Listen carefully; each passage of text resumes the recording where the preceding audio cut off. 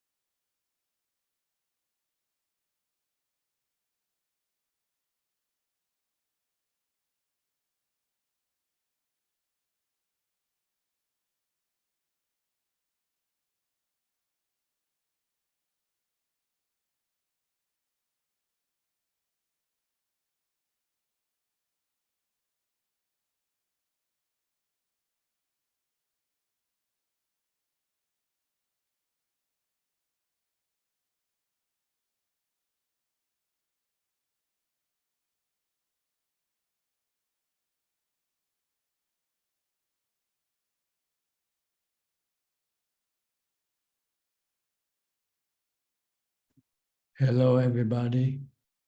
Welcome to another Dhamma meeting where we will discuss the Buddhist practices of charity, morality, and meditation.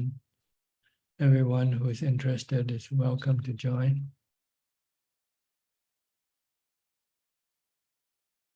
And our first participant will be Jordan Leach from Bangkok. Hi, Jordan. Good evening, Ajaan. How's life for you? It's going fine, thank you. Just trying to get some things sorted out before ordination, and but everything is on track for that still. I got to go and rehearse with the Upajjhaya at Wat Thong Niam on the weekend.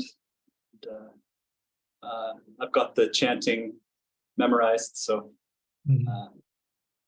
it's good. Do they have a place to stay? If you like to stay there, is there a place you can stay? Do you mean long term or? No, well, right now, if you want to stay overnight and once. Yes, I did stay there overnight on the weekend, Okay. and they're happy to have me stay over any time I have time. Are you the only foreigner there? Yes. Okay. Some of the monks are pretty good at speaking English. Okay. How many monks are there? If they were all there aren't a lot. There may be 15 or so, it seems, 15. and about half of them are maybe just temporary ordinations. They do temporary ordinations there. That's usually the case with most temples or monastery. Half and half. Okay. So, anything you would like to ask me tonight? Yes, thank you, Ajaan. One question I have. I was wondering if you feel that.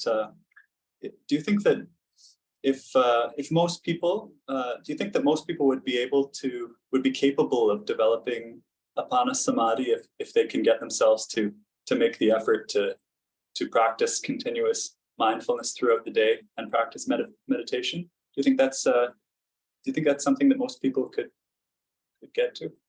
I think so. That's why we have Arahant, noble disciples. That's encouraging. It's just a matter of putting the effort, but you have to do it wholeheartedly, totally, in order to be able to get your mind to become calm and peaceful. Not half-heartedly or part-time practice. It has to be whole time from the time you get up to the time you go to sleep. You must never let your mindfulness drop. You must always maintain your mindfulness all the time. And you should be as much as possible being in solitude, in seclusion. Because when you have to mingle with people, you start to talk, and then that's putting the mind into thinking mode, and it will be difficult when you meditate to stop it from thinking.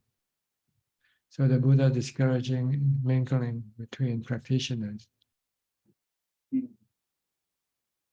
Only when they come for a Dhamma meeting or something like this. But otherwise, try to be alone and try to maintain mindfulness. Stop thinking, stay in the present with your mantra or with your body, watching your body movement. Then when you meditate, there'll be a good possibility that you can get into Appana Samadhi or Kanika Samadhi at the start.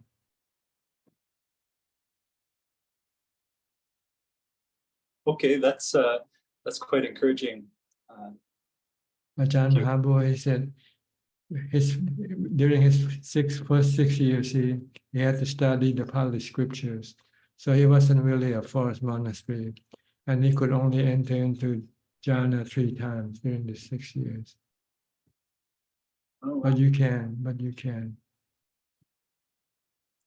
But once he started practice the forest meditation way, he can get into samadhi quite easily, because there's nothing else for you to do except meditate, maintaining mindfulness.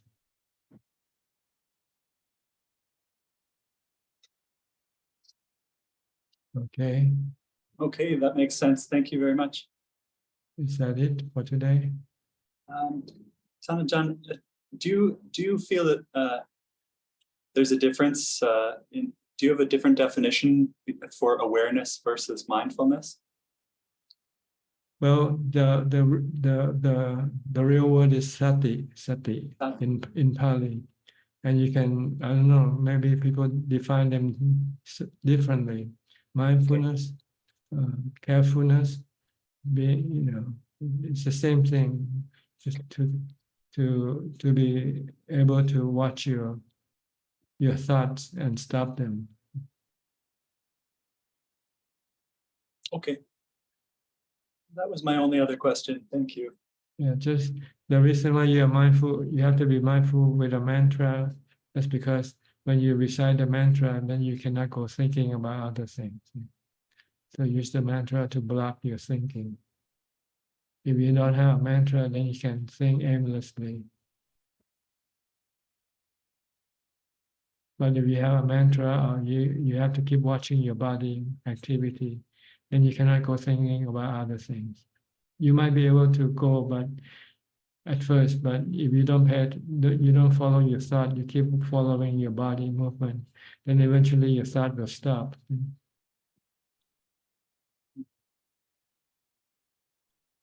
So this is mindfulness, sati in Pali, S-A-T-I, sati. Okay, so just a matter of practicing and keeping it continuous, sounds like. Yes, so you can have continuous mindfulness. Then when you meditate, you can get into jhana very quickly and easily, 5 or 10 minutes. Maybe this is sounds like, even though I've spent a lot of time on different retreats over the years and practicing at home, I think that because it's not continuous. I go, I leave a retreat and then I'm back into pursuing worldly pleasures, and I think that it's obviously not conducive to concentration. Yes. You have to give up your sensual pleasures, pursuit of sensual pleasure. Makes a lot of sense. Keep the 8 precepts, at least, and the minimum. Or more than that, go live in solitude in the forest.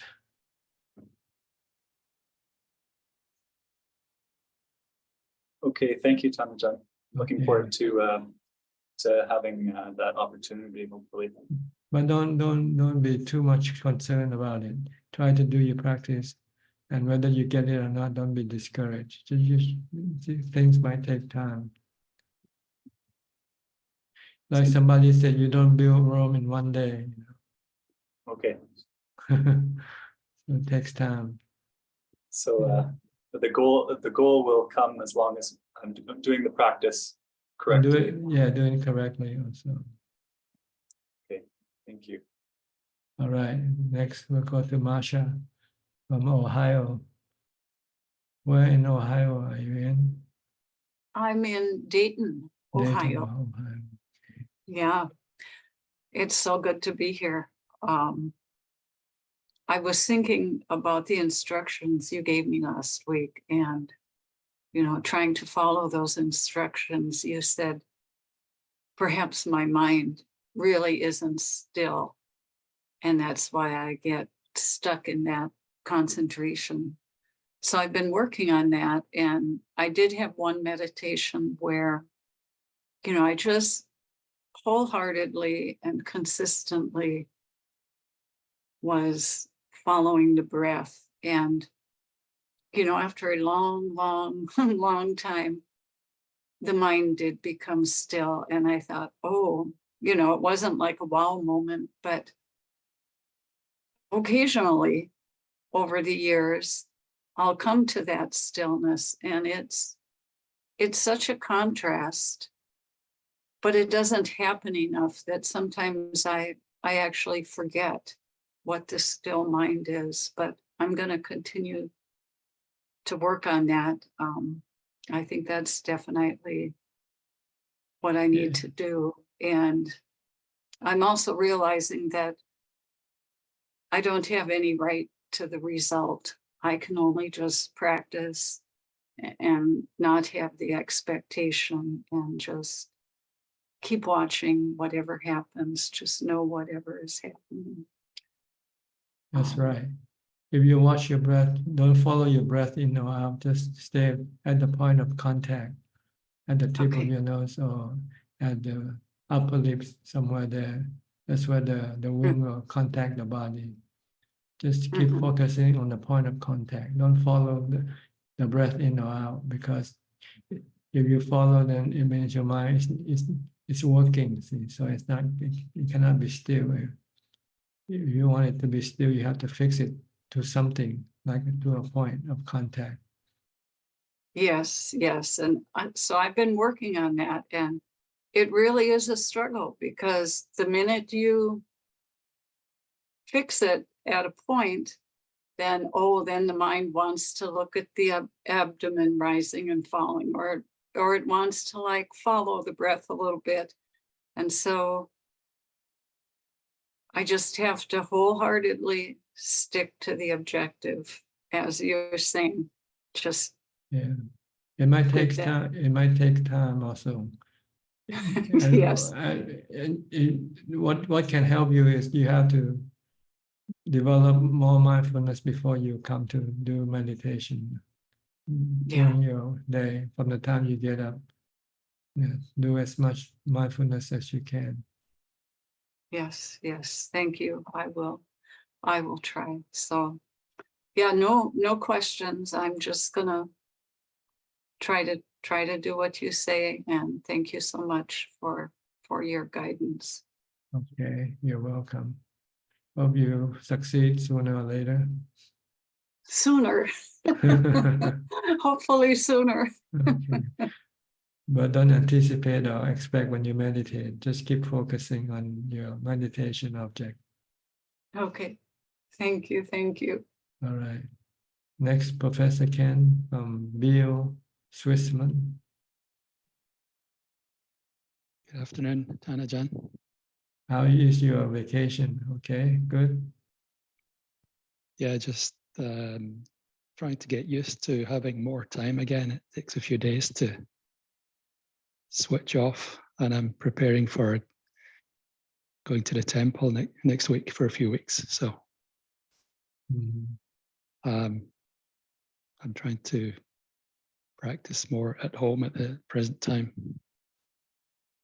Yes, you can practice, but you just don't know that you can do it. You keep doing something that you used to do normally. But in fact, you can practice mindfulness wherever you are. It's just that you're not used to doing it. Yeah, I try to do that, increase at home before going to the temple, instead of just going to the temple and it's a sudden cold turkey type of experience. Yeah, it just should be a more smooth transition from home to Yeah. monastery. Yeah, so I'm trying to do that. I have to stay here at the moment just to finish off a few examinations, and the end of next week I'll be off to the monastery. So Yeah. that's what I'm doing now, Tanajan. Yes, but you can do it with mindfulness also. Just Yeah. focus on whatever you do. Don't let your mind go to some other places. Keep it with what you stay where you stay with whatever you are doing. Yeah. Good. Okay. Okay. Thank you, Tanajan. All right. Next, Kokseng from Singapore. Yeah, good evening, Ajaan. This evening, I'd like to ask you about my contemplation. My contemplation. What happened was this morning I received a letter from a public listed company which I has shares in it, and the letter actually states that there is going to be an annual general meeting, and during my meditation I observed that at the back of my mind, my mind was telling myself, "Oh, go for the annual general meeting because it's in a 6 stars hotel, in a very posh and luxurious hotel, and after the meeting there may be some buffets, some food to eat." But on the other hand, my Dharma side of my mind tell me that, oh, this is my defilement playing tricks on me. It's actually the greed to the desire to see a luxurious hotel and so forth. But this thing actually happens. This is not the first time that I'm actually telling that the Dharma side of my mind is telling the department that, oh, this is greed. And so I found that the root cause of this greed, this desire is still there. It has not been eradicated yet. So I'm just trying to contemplate that how can I remove this desire to go and see a luxurious 6-star hotel, so that in future when I receive such letters again, then such cravings will not come again. Well, you have to use the 3 characteristics of existence to see everything that you crave for is impermanent or temporary. It's only just a brief fix once, and then it's gone. So you go to the meeting and you enjoy a good meal, and then the next day it's all gone. And it left you empty-handed and maybe hungry for more. So you have to look at the adverse effect of this sensual pleasure. They will always leave you empty, leave you discontented, and crave for more. And when you cannot get what you crave for, then you will have dukkha or stress. Yeah, and yeah, I this reminds me the Buddha mentioned something like craving is like a river that has no banks, and the water just keep on just overflowing. There is no banks at all. That's right. You just keep craving for more and more. And never enough, because it never fulfills your mind. Doesn't make your mind feel contented. You always feel your mind is always seems to be empty. Once you have done what you crave for, then it's gone. The next moment it's gone, and you're back right to where you started at zero again. So you keep craving for more and more until you cannot do it.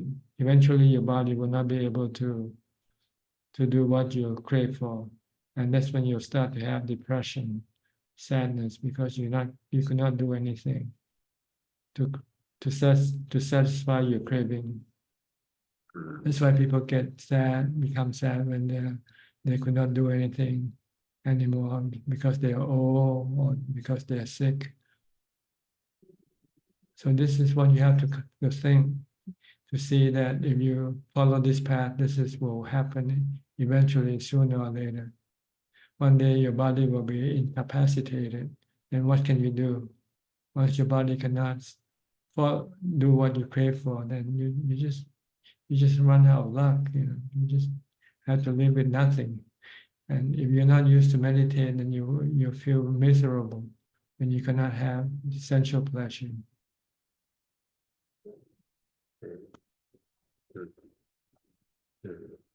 Okay.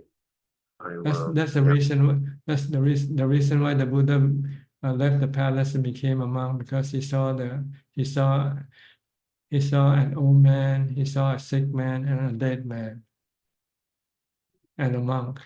Then he knew that his body will one day become old, sick, and die, and he knows it's gonna be miserable. So he wants to find a way how he can be able to live with aging, sickness, and death without any misery. And the only way is to become a monk and practice meditation. Because when you can achieve meditation practice, you can have peace and happiness and contentment. So you don't need the body to give you any satisfaction. Then whatever happens to the body will not affect the mind. The mind can still be happy without the body. So, Prajan, meaning that when I become old and become sick and say lying down on the bed and I cannot do anything by myself, but as long as I can still Meditate. So I will be able to find happiness through meditation. Yes, you can be happy once you have mastered your meditation, and you can keep your mind calm anytime you want. So you can be happy, peaceful, and contented, regardless of the situation with the body. Okay. And this is what we're gonna have to go through, all of us here. Everybody is subjected to aging, sickness, and death. And this is the formula the Buddha asks us to constantly remind ourselves. Once we are born, we are all subjected to aging, sickness, and death, and separation from our loved ones. And we could not escape from this. So we have to prepare for this test. It's like an examination we have to take sooner or later. And the way to pass it with flying color is to develop mindfulness and meditation and wisdom. Yeah, and Prajan, may I just check you? So far, my meditation practice, I only use the sitting postures and walking postures. So may I check, Prajan, why does the Buddha includes the lying posture?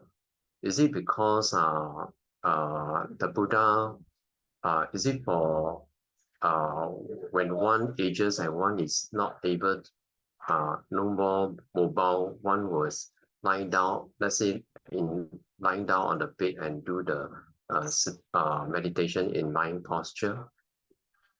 Well, for beginners, when the mindfulness is still weak, if you use the lying posture, you will fall asleep easily because this is too comfortable to go to sleep. So you will more likely go to sleep than go into meditation, go into jhana. So you stick to the other three postures: standing, walking, or sitting. Mm. So far I've not used standing posture. So in what situations do we use standing posture? When you get tired of walking and sitting, then you use standing. Okay. It's up to you. It's no requirement that you have to do all three of them. Usually, I think for most practitioners, they use the two most popular one is sitting and walking. Yeah. So I normally would alternate between sitting and walking. When I find that I'm not able to focus on the photo or on the breath, then I'll switch to walking meditation using the Buddha. And when I find that there is enough Buddha, then I go back to the sitting postures again. Yes, or if the situation requires that you cannot walk or sit and you can only stand, like if you're standing in the subway, in a subway, then you have to stand up and then use standing position for your meditation. You can stand and recite the mantra while you ride on the train, standing. Yeah, that's what I've been doing. So when I'm waiting for the train, I will just recite Buddha, Buddha. Yeah. That's right. Yeah. So sometimes it depends on the situation, which position is suitable for that instance, then you use that particular instance. It's not really meditation, it's mindfulness, but it's one and the same thing. When we talk about mindfulness and meditation, we're using mindfulness. We're doing mindfulness.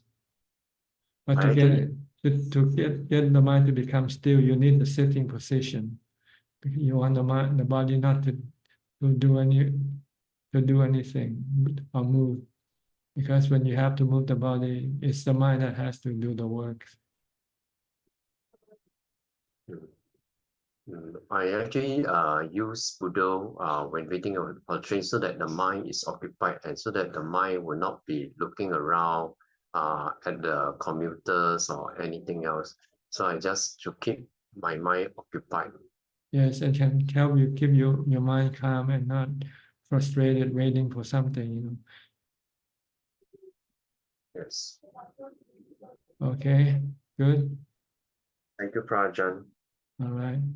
Next, Ao Singh from Malaysia. Hi. How are you? Can you unmute? Ao Singh. Okay. Yeah, you can speak now. Good evening, Ajaan. Good evening to you. May I ask a question or two? Go ahead, please. When I have my foot reflexology session, usually I let go of my body and I relax and let go of my body. Then my mind will look at my feet. Then my feet were very painful.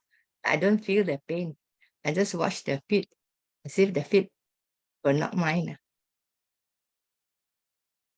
Then during other sessions, like when I go for my facial many years ago, when they have the painful session, pricking the pimples or the blackheads, then I let go, then I relax and let go, I don't feel the pain.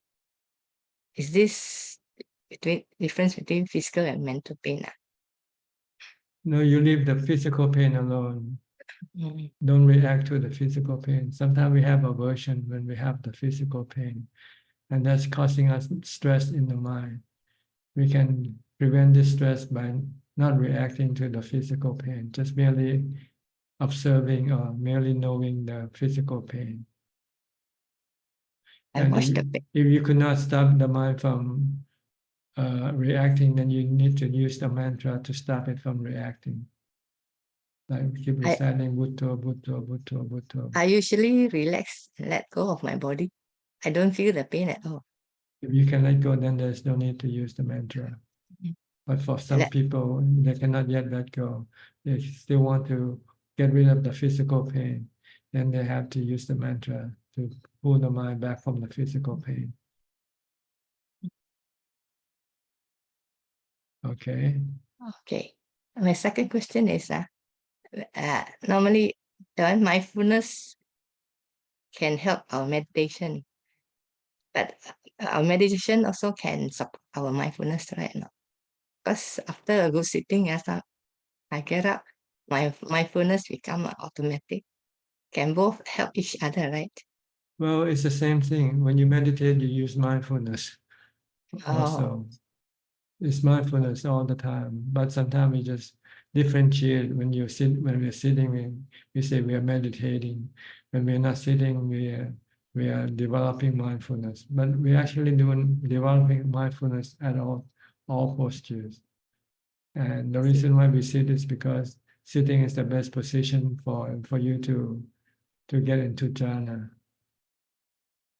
to become still, to achieve success in your meditation. You have to sit still first.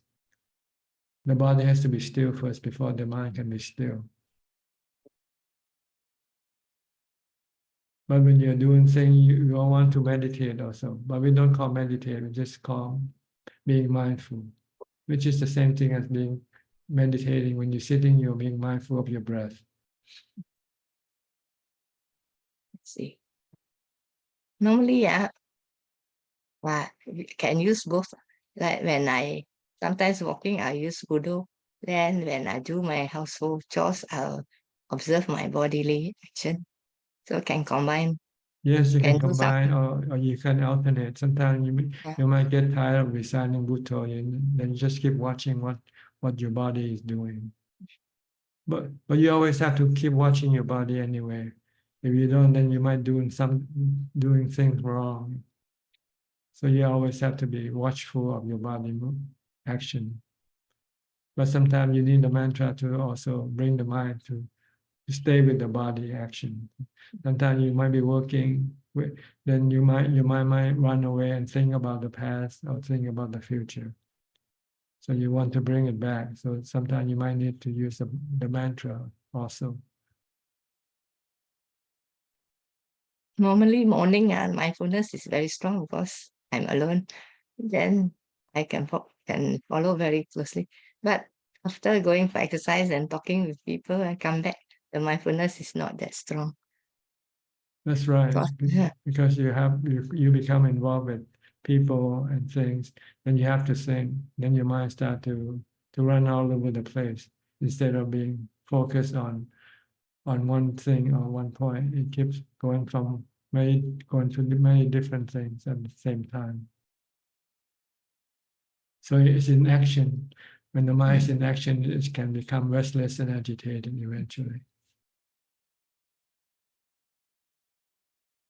But try to do as much mindfulness as you can, especially when you're alone. When you start the day getting up, you're alone, getting up from the bed, do whatever you have to do. This you can do mindfulness practice. It's a good way to start the day with, and see how long can you keep your mindfulness going. And see, as soon as you start to talk with people, meeting people, then you start to lose your mindfulness. But you can keep your mindfulness by being mindful of what you think or say to people.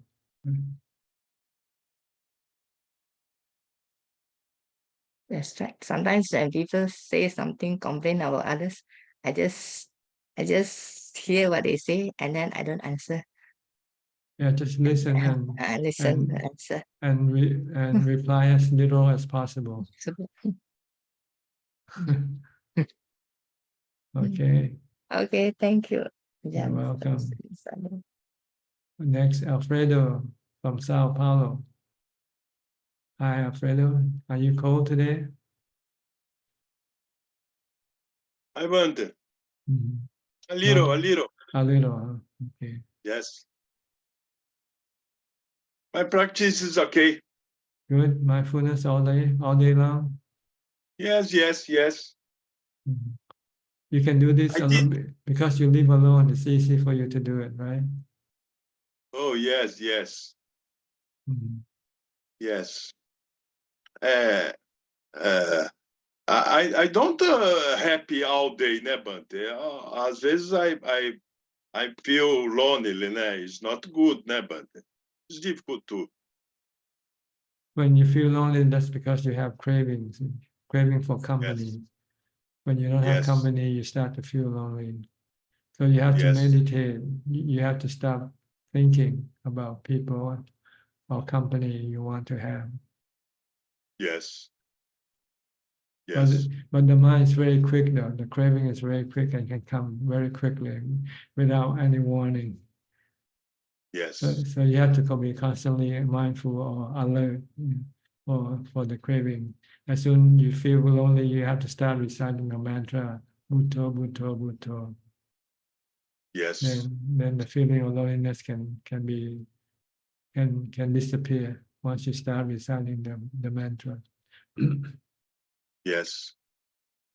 I did a academy in my house. What did you do at the house? Academic. Gymnastic. Academic or gymnastic? Yes. I see. Okay. I Weightlifting. bought any machines of Exercise machine. gymnastics. Good. Yes. Good. Good for your health. Yes, it's good. Bicycle, né? To bicycle Yes. to legs. So you have the gym inside your house now, huh? Yes. Good. It's different in house. Mhm. Okay. When you do this, you can also use mindful. You can use mantra also. Bhutto, Bhutto. Yes. Very good. So you can do both for the mind and the body also. You exercise for the body and you use the mantra for the mind. So you're exercising both the mind and the body at the same time. Yes. The more mindfulness that you have, the stronger the mind will be. The stronger for it to resist the cravings and the defilement. Yes. Okay. On absorption in apana absorption, not problem, né, but it's difficult to stay in absorption very time, né, much time, né? Yes, because you don't have much mindfulness. Yes. So if you do more of the mindfulness before you meditate, then you will be able to stay longer in meditation. Yes. Okay. Okay, so Bante. The Buddha said mindfulness is very important at all times, at all instants. Yes. Okay, good. Good.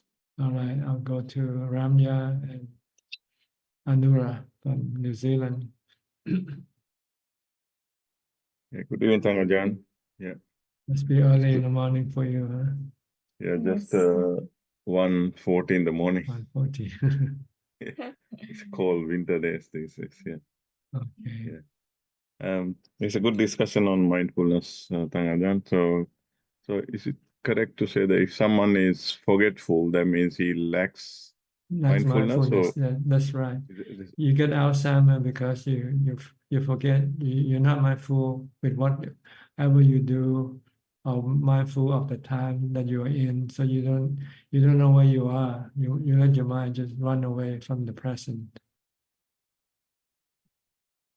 Your mind can be maybe dreaming about the past or whatever, and you're not knowing what's going on right now in the present, because you don't have the mindfulness to bring the mind back into the present. But if you have mindfulness and you can stay in the present, you will never forget, because whatever you do, you'll know what you do. See, like when you lock your house, you know exactly that you have locked the house. And a few minutes later on, if you think, you can still remember, yes, I locked the house. But if you lock the house while I'm thinking about some other thing at the same time, maybe a few minutes later on, after you left the house, you might wonder, did I lock the house or not? Yeah, that's true. Yeah, that's true. Yeah. So With the teacher, meditation teacher, even if they're all 90 years old, they still their mind still very bright. They're still not forgetful at all. that's true. And that's why we haven't had any meditation teacher having dementia or any other neurological condition, right? No, right, because Yeah. because you have mindfulness to prevent this sickness to appear. So is it possible to, because one of my friends recently diagnosed with dementia, so he used to be a meditator. So is it worthwhile to encourage him to go back to meditation, or is this Well, it's too late? he knows for himself, you know. This is something you don't have to teach. And we all grown ups, we know what we should do. It's just that we're too lazy to do it, that's all. Mm. Mm. Unless he asks you for your advice, then yes, you can tell him. But if he just doesn't ask you for any advice and you go tell him, he might not appreciate what you tell him either. So better just to wait and see. If he needs your advice, then you can tell him. Mm. Mm. And is it correct to say, I think I find that, I mean, if our body is healthy, then we lose mindfulness. But if our bodily sickness, say tummy ache or headache, then we always, and the mind is in the body always, so looking at the pain. So is that it's one kind of mindfulness? Now, Can we consider it? see, when the body is Coaching? comfortable, we tend to be lacking in mindfulness because we don't have any problem to deal with. Yes. Yeah. But when we are sick, we're becoming more mindful because we have to deal with the sickness. So sometimes when you're in trouble, you require more mindfulness to deal with the troubles. But when there's no trouble, then there's no need to use mindfulness as much. That's why practitioners tend to go to look for places where it's harsh for them. You know, like in the forest, in places where there's not much comfort. There are dangers all around you. This condition will then keep the mind alert, mindful, automatically.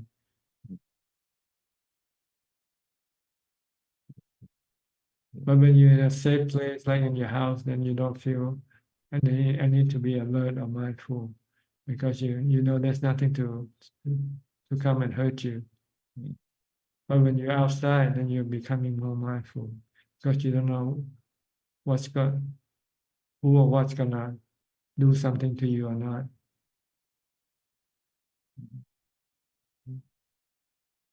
So the situation is, if you're in a discomfort situation, you have to be more mindful, because you have more stress coming up, and you need mindfulness to reduce the stress.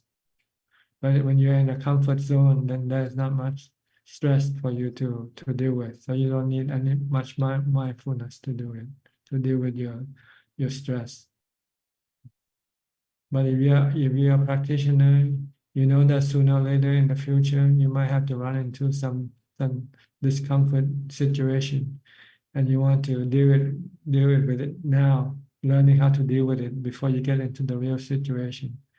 Then you might have to go look for some discomfort place to practice.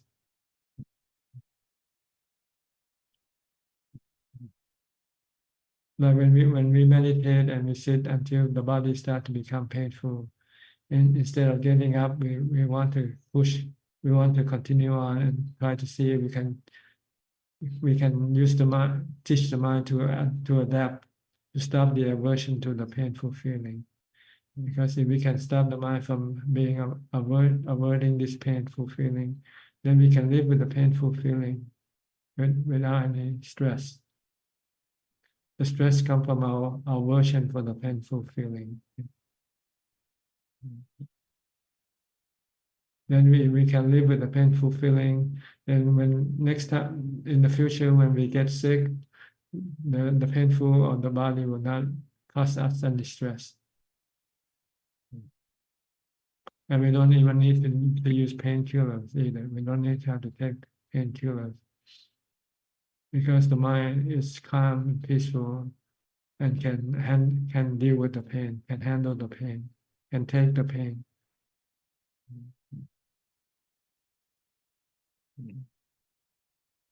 Okay. Yeah.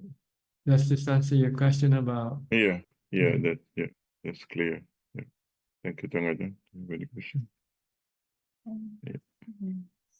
So about mindfulness, Ajahn, after meeting people, to keep the mind calm, good to practice to see anicca, dukkha, anatta as well. Yes, there are many different methods of using mindfulness or raising mindfulness. You can recite anicca, dukkha, anatta, which is also wisdom because you say everything is anicca. Anatta means uncontrollable. Things are not always under your control. Sometimes when you cannot control things, then you just have to let go. If you try to hang on to something you cannot control, then you can become stressful.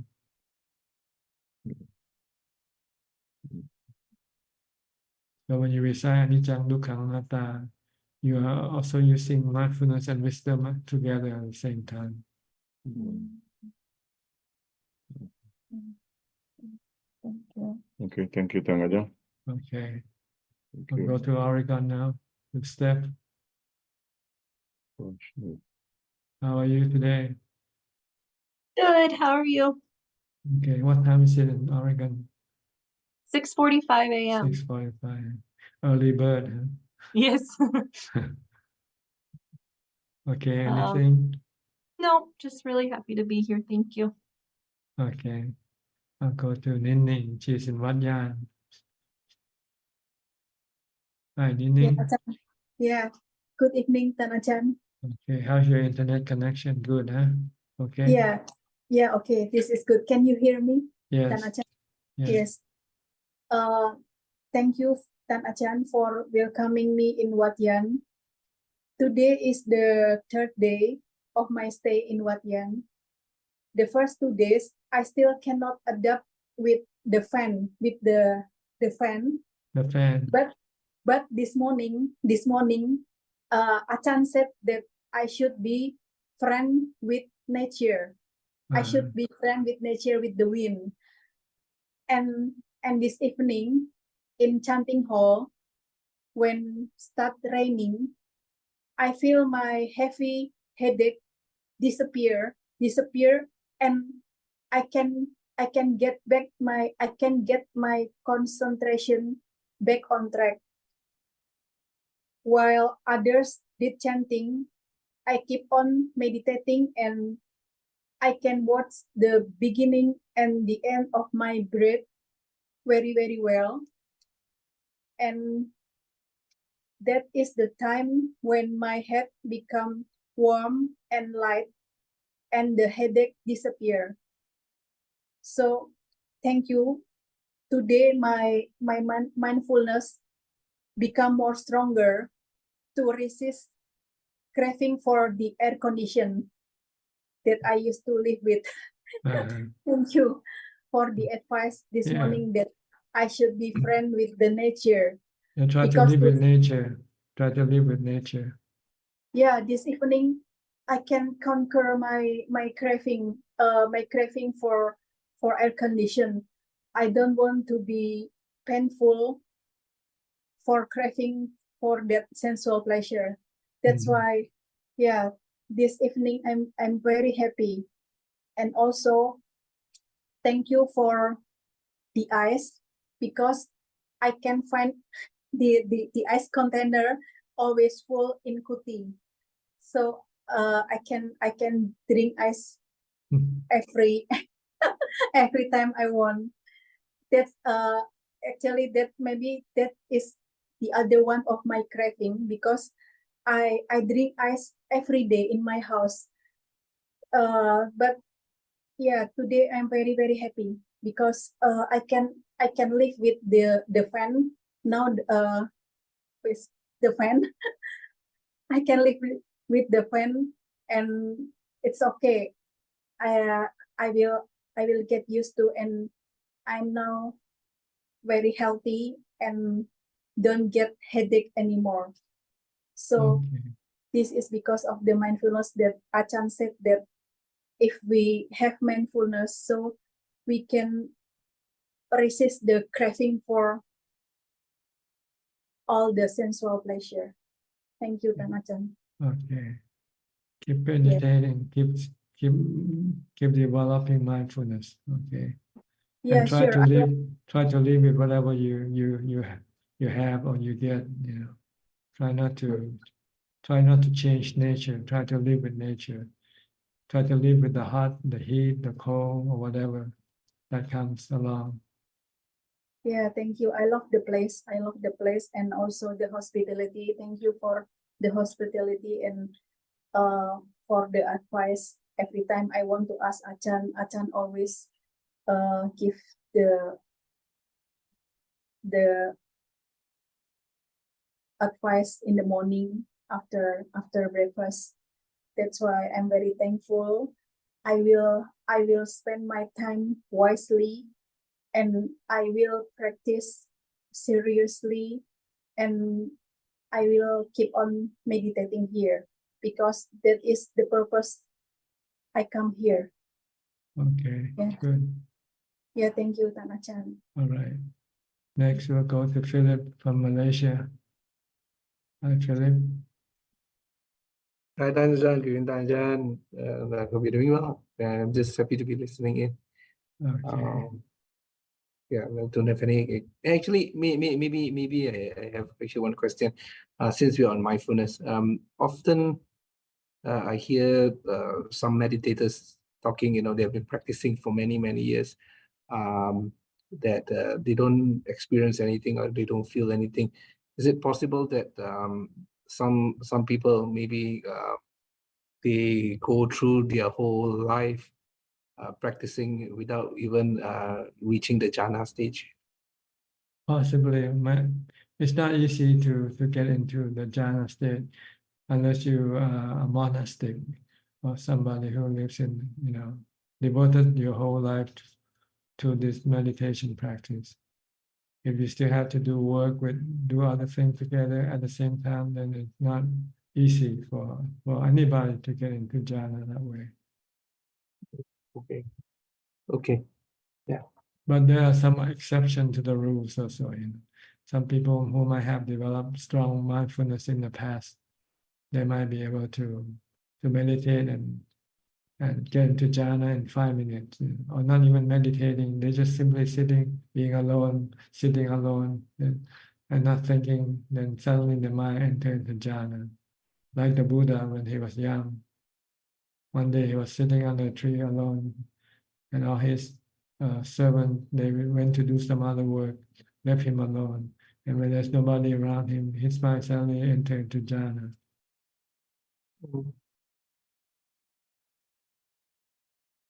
Okay.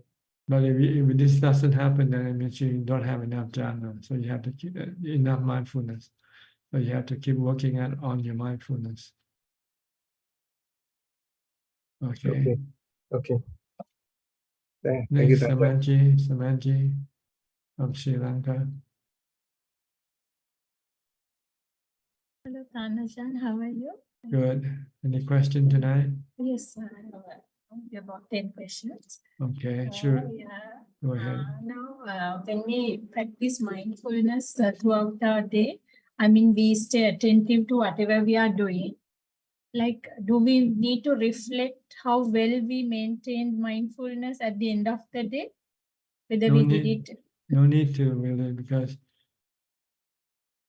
you don't want to think, you want to stay empty your mind. So there's no need to think unless there's some problem that you have to think to solve. But if you don't have any problem to solve, then there's no need to go reflect. Okay. Continue with mindfulness, continue with mindfulness, continue with not thinking, better than thinking. Think only when you really have to. Okay. Then no need to think about whether we went, Yeah. whether we did it well or wrong at the end of the day. Okay. Okay, my second question is like, I always think about animals that are being slaughtered and feel so sorry for them. I have been having this like feeling bad when animals get slaughtered, like for meat, even as a child. Like every morning I wake up with the thought that while we sleep, many animals get killed to satisfy human taste buds. And Ajaan, I feel sad because I cannot do anything about it, and I can't get over the sadness though. I feel ashamed of humanity because we kill other beings to satisfy our taste. But how can I overcome this feeling? Well, you have to accept that this is the law, the working of the law of karma. The law. This animal must, in the past life, have killed some animals themselves. So now they end up being an animal instead. So this is the work of action and consequence of one's action, which we could not look. We don't have the ability to look back to the past to see what causes this animal to become an animal and to become killed and be killed. But if we study the law of karma, generally speaking, then we understand if you kill somebody for food, one day you're gonna end up being killed by somebody for food in your future, in your future lifetime. If we can save them from being slaughtered, is it okay to do that? But Yes, we can't save all. You cannot save all. Maybe. This is one of the Buddhist charity practices. Some in Thailand, people sometimes go to slaughterhouse and buy. Yeah, when we do that. Yeah, and save their lives. Or people go to the fish market and buy fish or crabs and then put them into the sea or the river to save their lives. But you know, they're gonna end up being eaten up by other animals anyway. This is the way of, this is the way of the world we live in. Also, Tanajan, can we bestow metta on these animals? I mean, to reduce their suffering? Will that work? Because we can't save all of them. So can we bestow metta on them so to reduce their suffering? I'm just thinking, will that work? Metta means not to hurt them, see.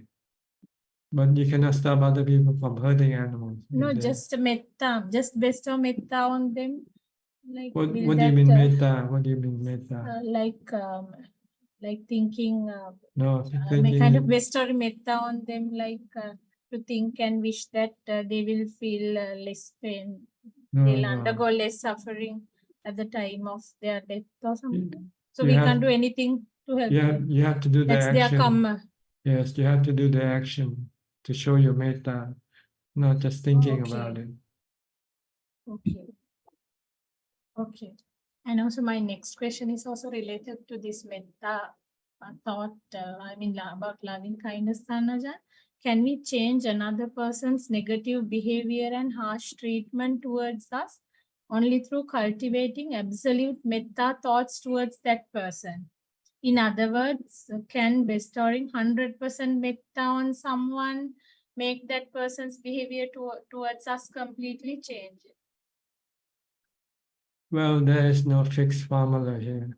Sometimes you can, sometimes you might not be able to. It depends on the person that you deal with. If the person is hell-bent on hurting you, no matter how much metta you show them, you might not change them. But you can try, like the Buddha, he did with Devadatta. Devadatta tried to kill the Buddha 3 times, I think, but the Buddha never reacted, never retaliated. And then eventually Devadatta came to his sense and said he's in the wrong, he did the wrong thing, and he sought forgiveness from the Buddha for his action. Amen. the best way is just to not to retaliate. The Buddha said, don't retaliate when somebody treating you bad, because retaliation will not stop people from treating you bad. When you retaliate, then they're coming back to you for more. But if you stop and let them do whatever they want to do, when they get tired of it, then they'll stop eventually. Also, Thanajan, do we always have to help others if we are in a position to do that? Can you speak louder, please? Do we always have to help others if we are in a position to do that? Help in whatever ways. The Buddha said you should help yourself first before you help other people. Okay. But once if you're well, and you can afford to help other people, then you help other people next. But first you have to look after yourself first. Look after ourselves means, Thanajan, maybe like when it comes to Physically maybe and foods mentally. or whatever, everything. Physically and mentally, everything. If you want to look after your mind, you have to become enlightened Okay. first before you can go and help other people to become enlightened. Okay. Okay. Yeah, my next question is like in the Noble Eightfold Path, the fifth one is right livelihood. Like selling animal for its food is considered a wrong livelihood, and selling animal flesh too then becomes wrong. No, Thanaja? Well, any kind of Yeah. livelihood that hurt other hurt other beings, we should avoid. Yeah. Directly And, or indirectly even. And if selling animal flesh is a wrong livelihood, and at the end buying animal flesh too appears to be wrong, but what the Buddha had said was people can consume flesh only if certain conditions are met. But if selling animals for meat is wrong, if it's a wrong livelihood, how can eating animal flesh be justified at any cost? Well, see, when you make a livelihood, if you deal with people's life, you're hurting them, right? But when you buy meat in the market that's already dead, you're not the one who did this cruelty to the animal. It's someone else who did it. You only just bought the meat once they are being sold on the market. Okay, Nanaja. My next question is, I have two more questions. Do I have the time? Can I?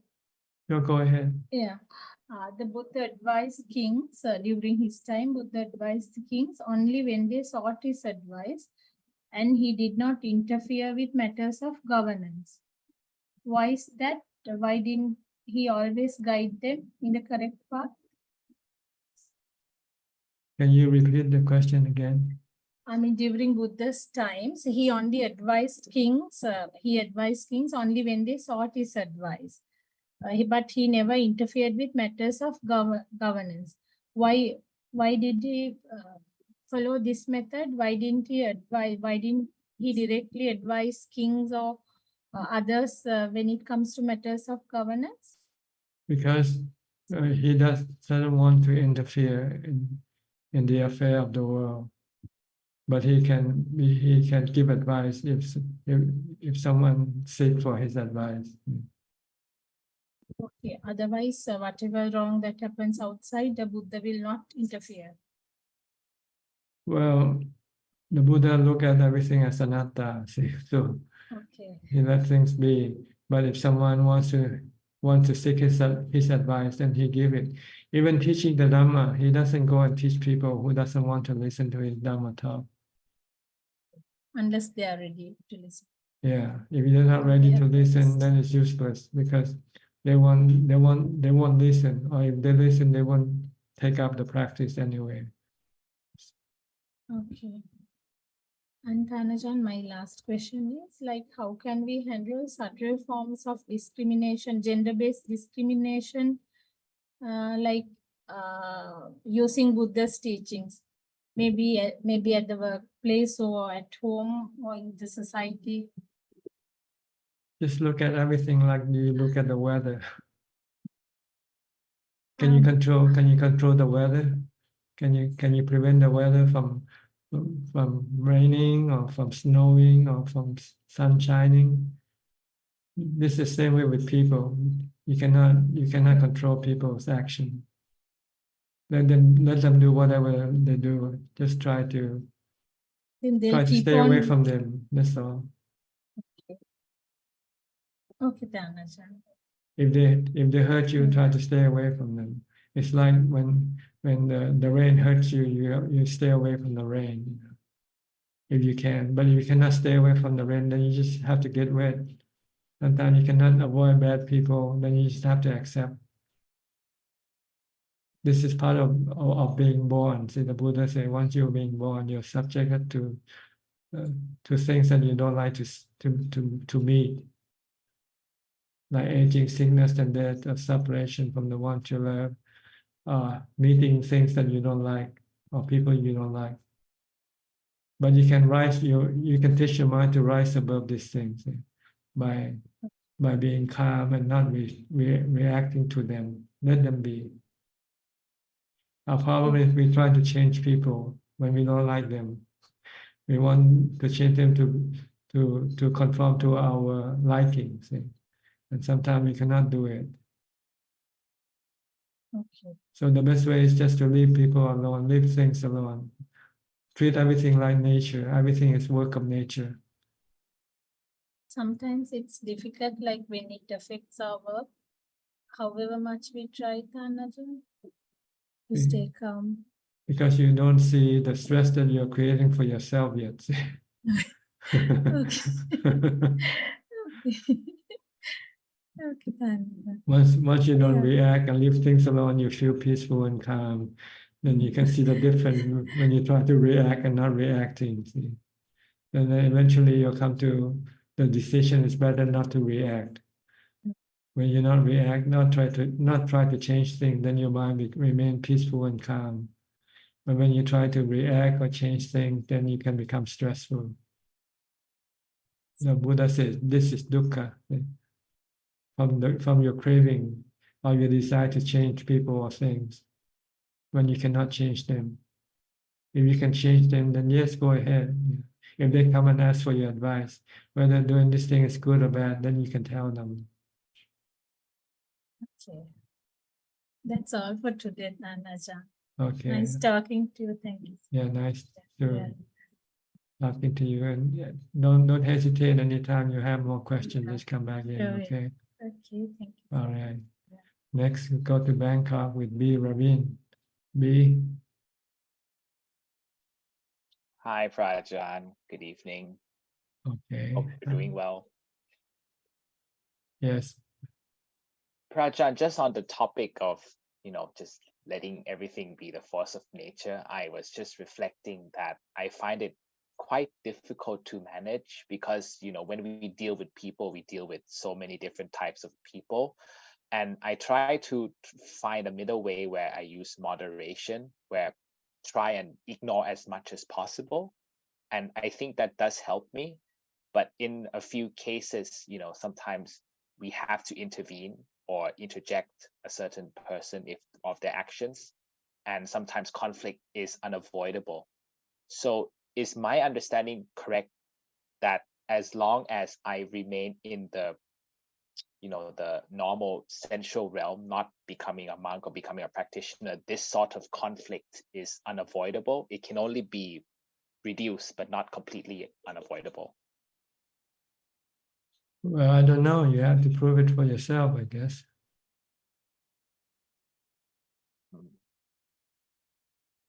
Because I was just reflecting upon your words that everything should be a force of nature. Don't try to change people. And I think I'm speaking on regarding to your mind. If you want peace of mind, then you just have to leave everything alone. But if you still have to deal with people and things, then you just have to ask yourself, are you willing to become stressful Because when you deal with people, then you generally become stressful, right? Because sometimes you cannot get what you want. Sometimes, but Yeah. not every time. It depends on the different situations. So normally we try to, if there are things we can do without being stressful, we do it. But when things start to become stressful, then we stop and let go, let it be. So use the stress as the measurement as to how much you can do and how much you cannot do. When you start to do something and you start to become stressful, then this is not worth it. Just tell yourself it's not worth it. Okay, so use stress as a measurement. If we're doing it and we're not stressed, then that's okay. That's right. And not hurting other people at the same time also. Whatever action you do should be good, helpful, beneficial to other people. Then this is good action, good karma. But whatever action you do and hurt other people, then this is bad karma. Don't do it. So even if we are telling someone we have good intentions for them, we see them, walking down a wrong path, we tell them, but they don't listen. We just have to let it. Well, it's not your business to tell them in the first place. Unless they ask for your advice, then you can tell them. So Think about yourself being told by somebody what not to do. How would you feel like when you didn't seek that for their advice? See, mind your own business, right? You would say that. So why do you want to tell people what to do? Why not tell yourself what to do? You get the benefit by telling yourself what to do and not what to do. You don't get any benefit from telling other people what to do or not what to do. So why bother? It's your defilement. Your defilement wants to tell people what to do, but your defilement doesn't want to tell yourself what to do.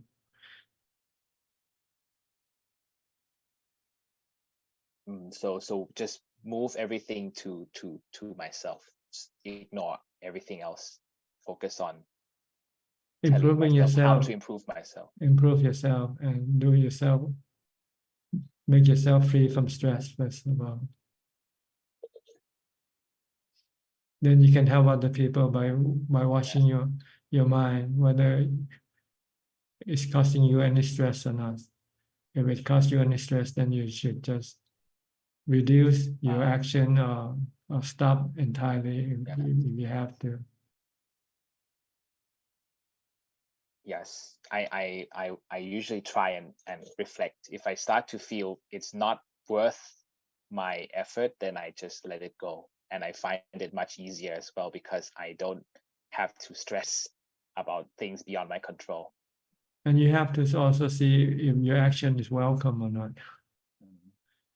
If you're not welcome, then don't do it. Yeah. So was it something similar to what Ajaan just said, that you wouldn't go around giving people Dharma talk unless they ask for it? That's right. Here I'm in this room and you all came in by yourself. I didn't ask you to come in here, right? No. I didn't go call you up early and send you an email. Don't forget to come and join this this meeting. You can come and go anytime you like. If you're interested, you are welcome to join. If you're not interested, okay, you don't have to join. No hard feeling. Oh. I I didn't think of it that way. I always thought, wow, we're all here listening to a good Dharma talk from Ajaan, but actually we all came voluntarily. Yeah, on your own will. No one forced you to come in here. Yes, Ajaan. I think that's very good advice. I think the takeaways is one, focus on myself primarily, and secondly, if I were to convince or talk to someone, see whether my actions are welcome or not. If they're not, then just forget it. That's right. Even if you meant well, but to them they might not look at it that way. you are interfering with their life, for instance. So it's just ubekha and Yeah, just yeah, just let it be. ubeka, equanimity. Okay. Yeah, that's clear, Prajan. Thank you Okay. for your clarification. All right. Next, we have a newcomer here. I think Kani. Kani, where are you from? Can you hear me? Khanni. Kani. Yeah, hello, Ajaan. Tanajan, this is Saket here. Saket. So Okay. on Zoom. You're outdoors somewhere, huh? Yes, that's right. I'm in the Bay Area in California. Okay. And sunny day. first, yes, the sun just came up. It's morning and the sun came up and looks like a good day ahead. Mm-hmm. And first of all, Tanajan, I wanted to thank you because, you know, a month and a half ago, my in-laws had come, my wife's parents, and we were wondering how we will, you know, how about our practice and then caring for them and how does all of that work together. But I think your advice helped us very much of focusing on metta and, you know, focusing on giving care and love. And they went back very, very happy. And it's a little difficult for me now to sit as long for meditation after a 1.5 month break. But at the same time, I also feel that in some ways my meditation is even better, I feel, as a result of maybe of just focusing on giving and being there for them. So just want to thank you very much for that, Ajaan. You're welcome.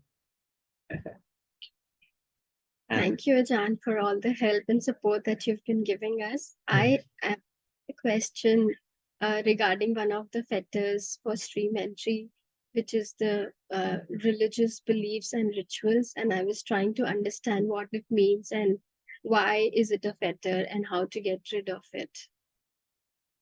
Well, people sometimes when they suffer, when they're not happy or sad because of something that they cannot control, like maybe they lose a job or something like that, and they don't know how to deal with the stress, and they thought that by performing some rituals, they might get a new job, and then this will then help eliminate the stress from their mind. See, but for a Sotapanna find out the cause of stress is from his cravings for a job. So if you don't want to have any stress, just stop your craving for a job. Don't look for a job and try to live without a job. Go become a monk instead, or become a homeless, become a beggar, or whatever. Accept your lot that you are out of work. You know. So you don't have to do any rituals to alleviate your stress, your suffering, because you know the cause of your suffering comes from your craving, your desire to get a new job, for instance. So you might have to go and consult a fortune teller or somebody, and this is like a ritual. And the fortune teller might say, "Oh, you have to sacrifice a pig or something," you know. You have to think of the ancient time, you know, this ritual, how people in the ancient time sometimes perform rituals to ward off danger or problems. Yeah. But with the Sotapanna, he knows that the problem is in the cravings. That you have to understand that you live in the world of impermanence. Things can come and go, rise and cease. And you have to be able to curb your craving when you lose something and accept the truth. If you can accept the truth, then and have no craving for things to be otherwise, then you won't have any stress. You can still be happy being under whichever situation you are in. Okay, go go to ahead. Yeah, Ajahn.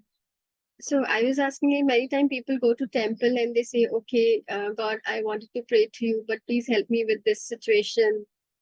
Is that also a kind of rituals we should be, Yes, because you ask for somebody's help because you cannot help yourself, and you feel bad. You feel you want to get rid of these bad feelings.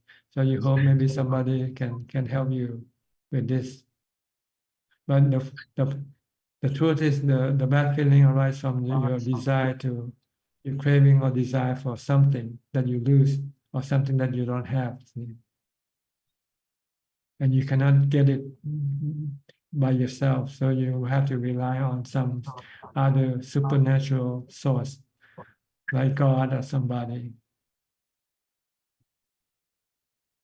So the idea is getting rid of the desires. That's right. Which, That's right. The desire is the cause of your dukkha. And our desire is for things to be good all the time. See, when things go sour, then we start to have stress because we want things to come back and be good again. And when it doesn't come back and be good, then we continue to have stress until we can no longer bear it. So we might have to rely on some other people or things like rituals or prayer or whatever.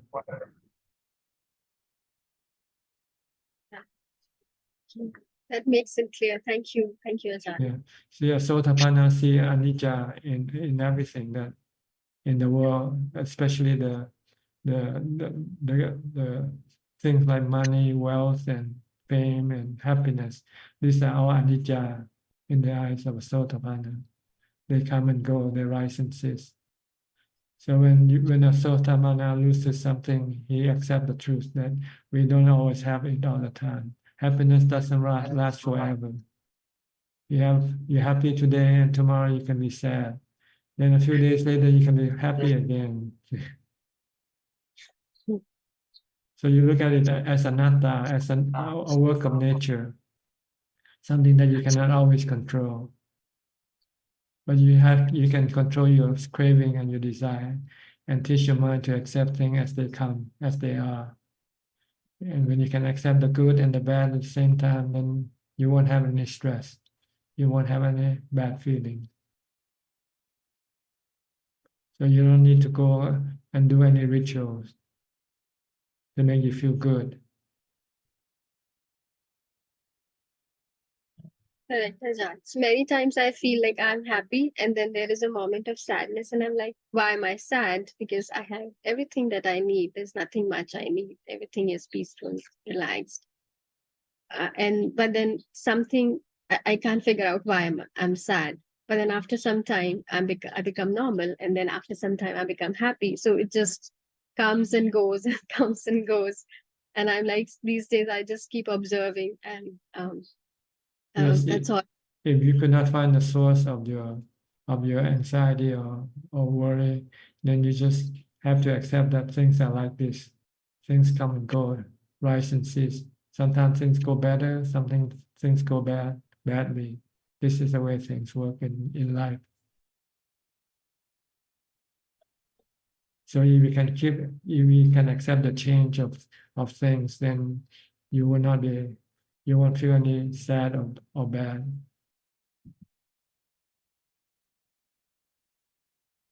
Try, Ajahn. Thank you. Okay. All right. Is that all for? Okay. Nice talking to you. Hope to see you again next time. Okay. Thank you, Ajahn. All right. Next, we'll go to Penang with Christine Koe. Christine, where have you been? You've been gone for a few months now, I think.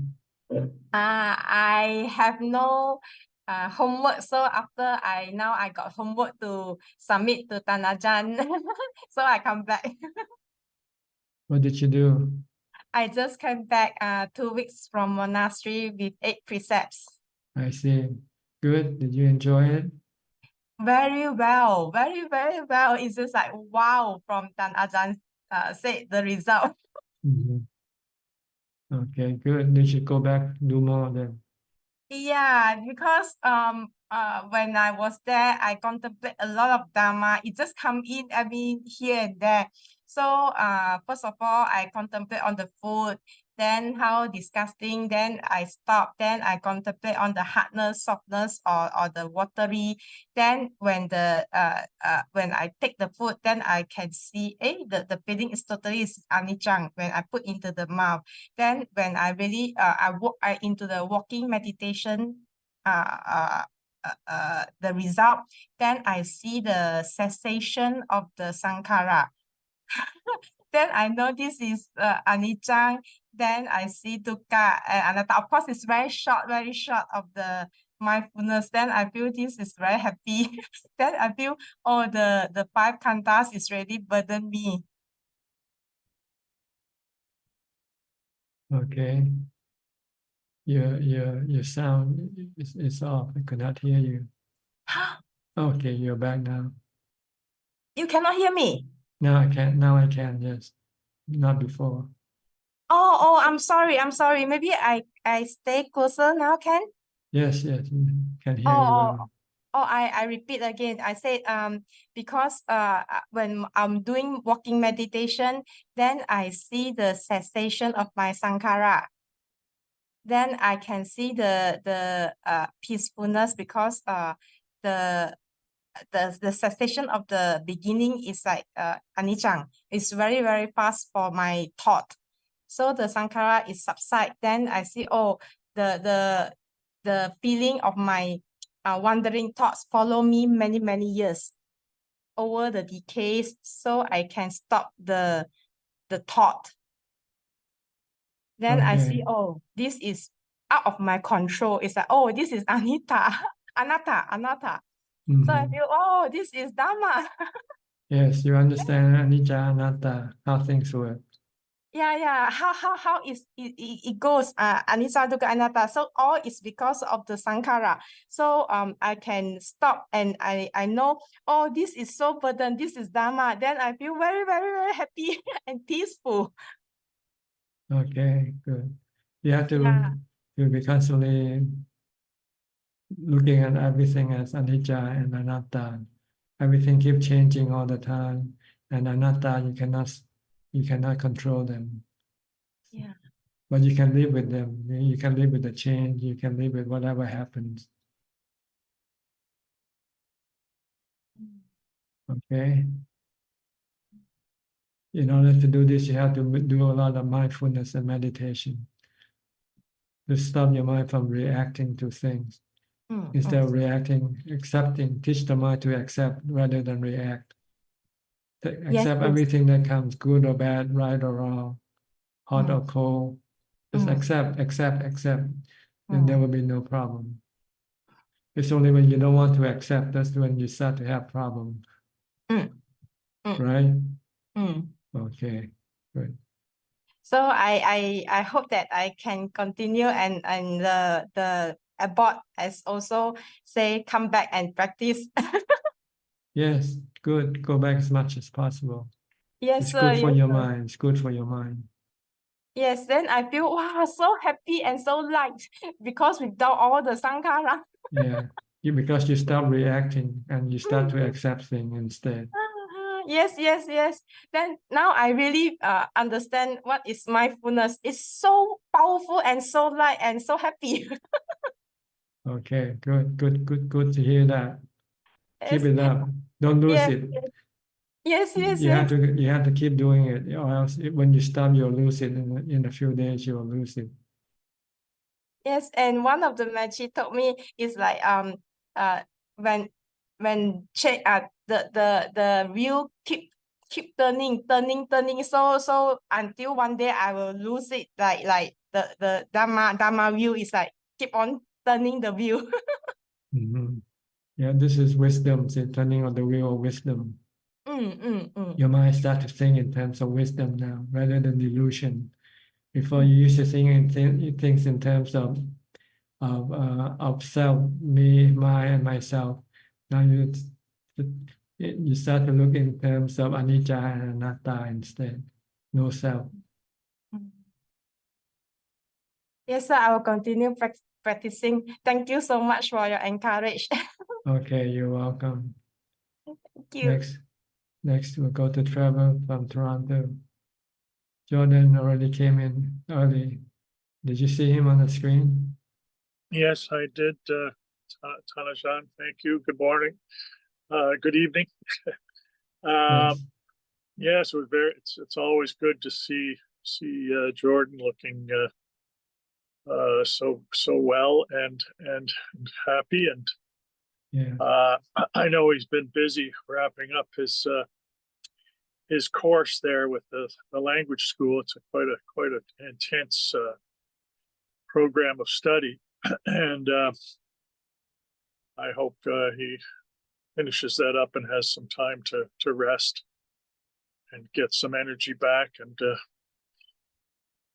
I know it's been a bit stressful, but yes, I have nothing to report here. I'm still on vacation, and trying to meditate regularly. I'm just I had a couple of questions about not about meditation per se, but about I guess monastic life, and in particular, I was wondering, are families of monks expected or encouraged to contribute to the monastery in some way? We can't be there to, do things in person. Do the families help monasteries in other ways? They're not required to, but they are welcome if they decide to do any contribution, but they're not required to do. It's up to them. It's up to the family whether they want to do any contribution, any charity or not. We don't require people to come and support. We leave it to their own volition. And I don't suppose you're aware how many do and how many don't. I mean, in Thailand, is it a common practice among the families to give gifts to the monasteries? Well, usually if you're Buddhist, then you've been raised to contribute, to give, to support the monastery, to support the temples. Just like other religion, if you're Catholic, you will support the church. If you're Muslim, you'll support the mosque. And this is something that you are taught when you grow up in the religious family. But for other people, sometimes they do, sometimes they don't do. It's up to them. And okay, and then when a monk ordains in one place, are they able to move to another place eventually, or what is the expectation there? Well, normally when a monk ordained, he has to be under the guidance of a teacher, the one who gave him the ordination. And the rule requires that he should stay with this person for 5 years before he could be free and go and study with some other teacher, unless if the person who's in charge or who teach the new monk allow him to go. If he asks for permission, like in the case of Jordan, he can ask for permission to go and study with some other teacher. But normally, some teacher will say, no, you have to stay with me for 5 years first before you. Yeah. And how do they travel if they cannot handle money and things like that? Like once they ordain, We have to find people who can carry the money for us and go with us. Then Okay, and things like documentation and so forth. If they need somebody to do some for immigration purposes or something, once they ordain, are they able to deal with paperwork still? yes, they can do that. Sign We usually have a temple boy, somebody who will accompany the monk in case he has to use any money for things. The monks cannot carry money themselves, see?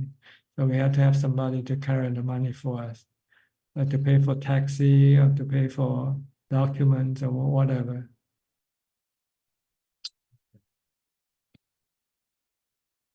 And okay. So usually in a monastery, we'll find somebody who will support the monks on these matters. So don't worry about it. Okay.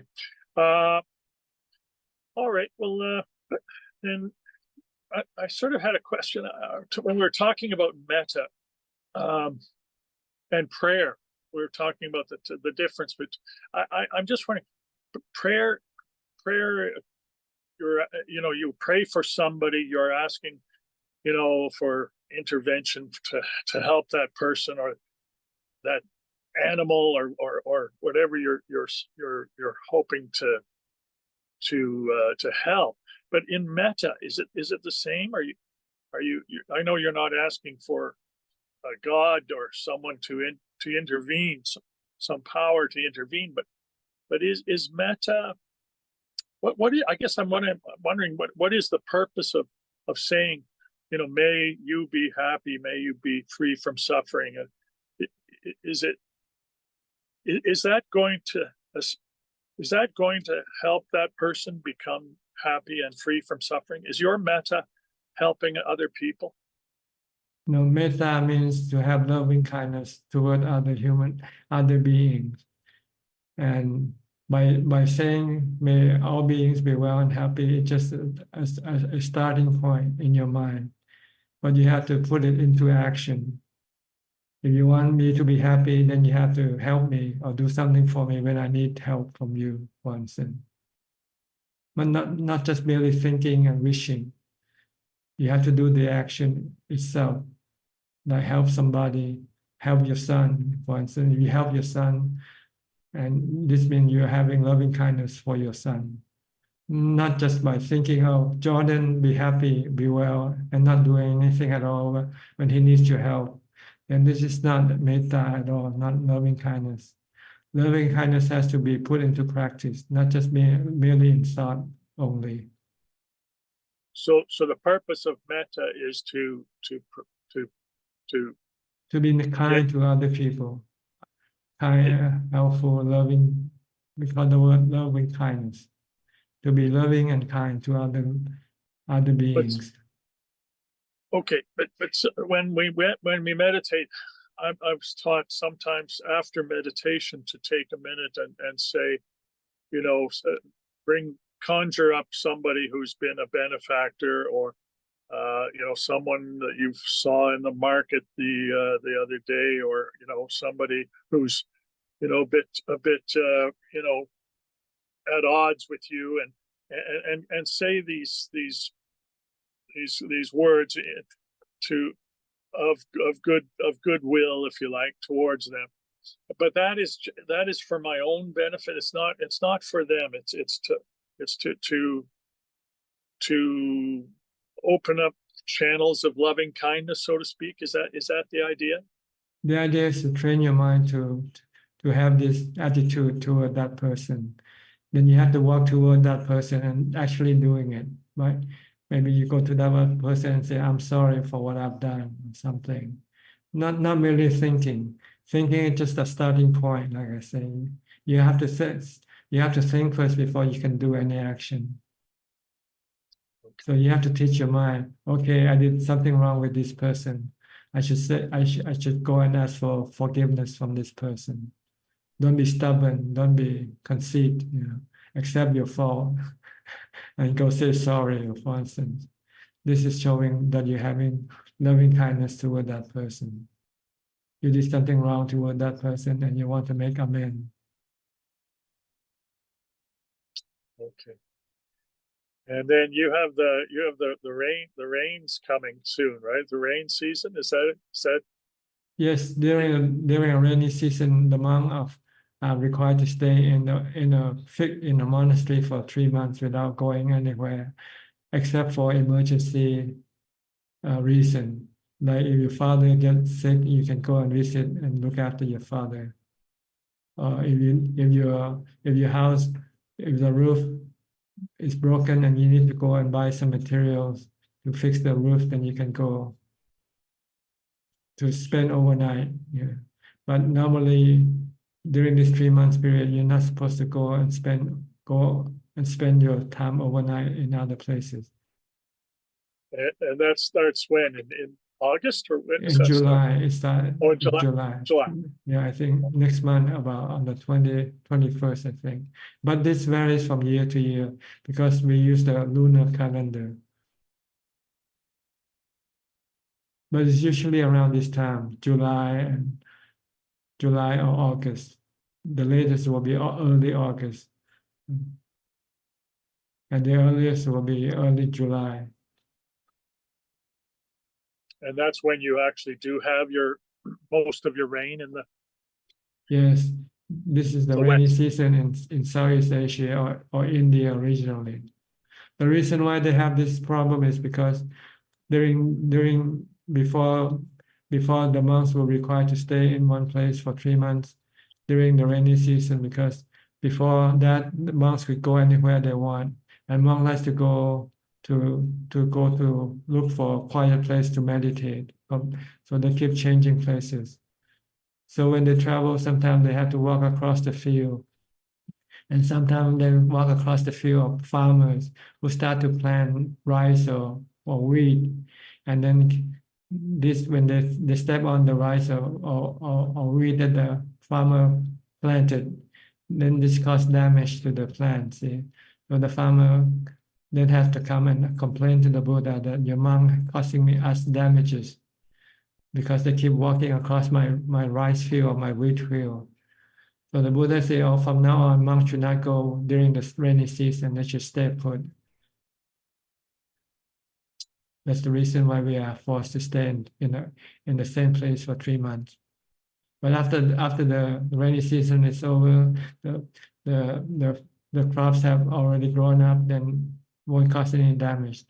Then monks can allow to walk all over the place if they like. See, in the ancient time, people will not have cars or bicycles, anything like that. Monks usually walk. So sometimes they have to cut across the field to reduce the distance of walking. And you, I've seen some of your talks on YouTube where you are speaking with foreign monks. Do they come to your monastery, or do you visit their monasteries, or where? How do those meetings get arranged? Just like anybody who wants to visit somebody, they just go and go look and visit. So this monk, they might have heard about me and they want to see me and talk to me. So they just came and visit me.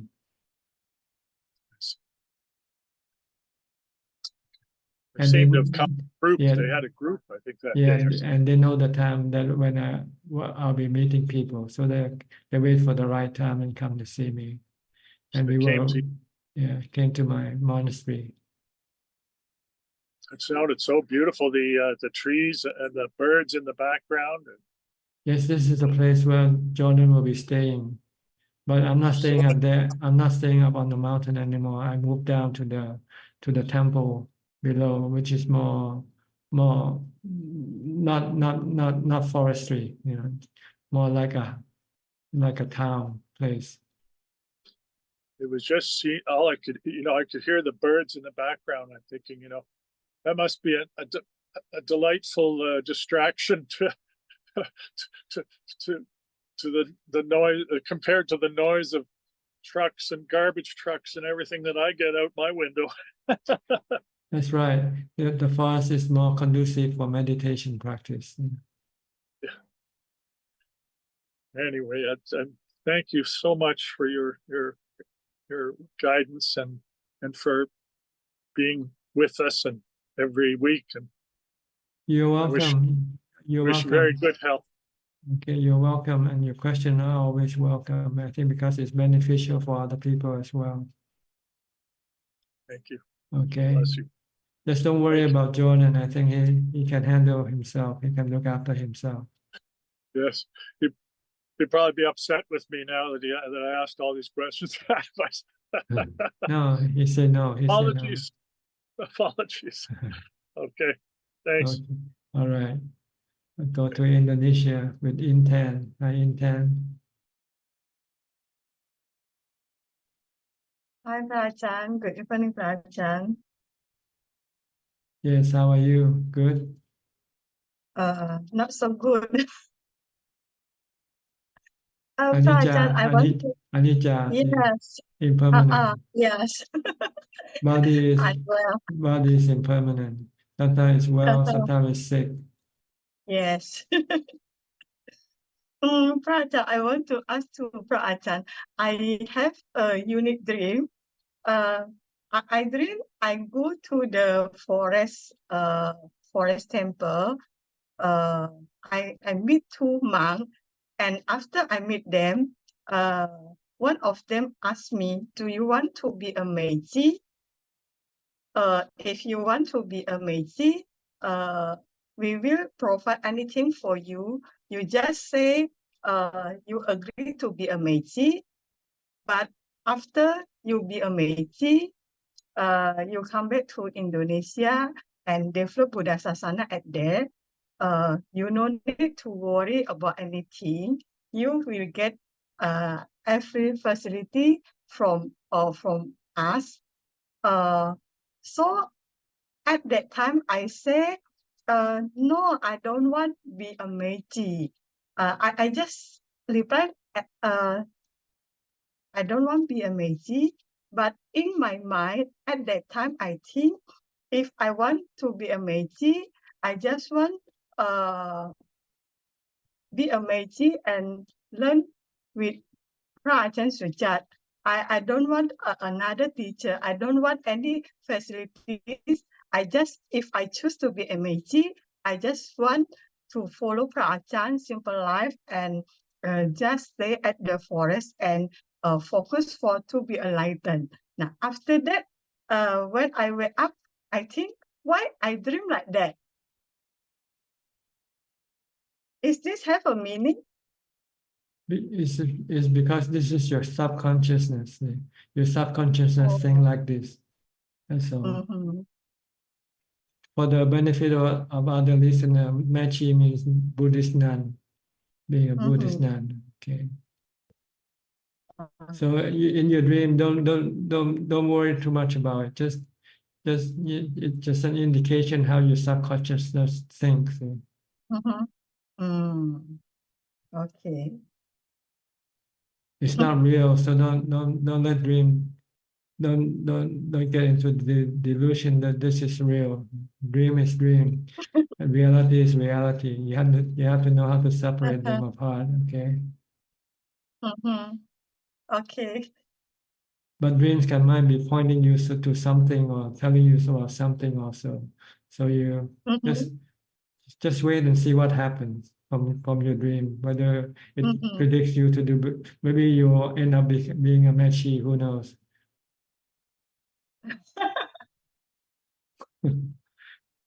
But you don't have to believe in your dream. Yeah, believe your dream. Just be neutral. Neither believe or disbelieve. Okay. Yeah. Okay. All right. We'll go to. Thank you, Ajaan. You're welcome. We'll go to Toronto with Piao and Dr. Indira. Dr. Piao is busy now, huh?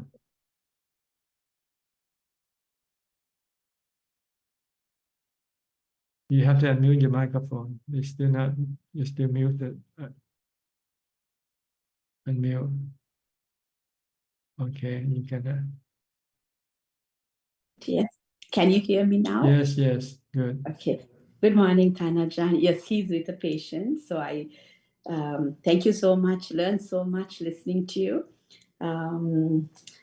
Yeah, we are practicing and moving forward. Yes, but we just had a bit of a setback last Tuesday, just after like we listened and we joined the Zoom session, and then we were working around two. Like we got this thing from like our house alarm was going. So the house somebody broke into and took lots of stuff. But you know, my mom was safe, so everything is good. Yeah.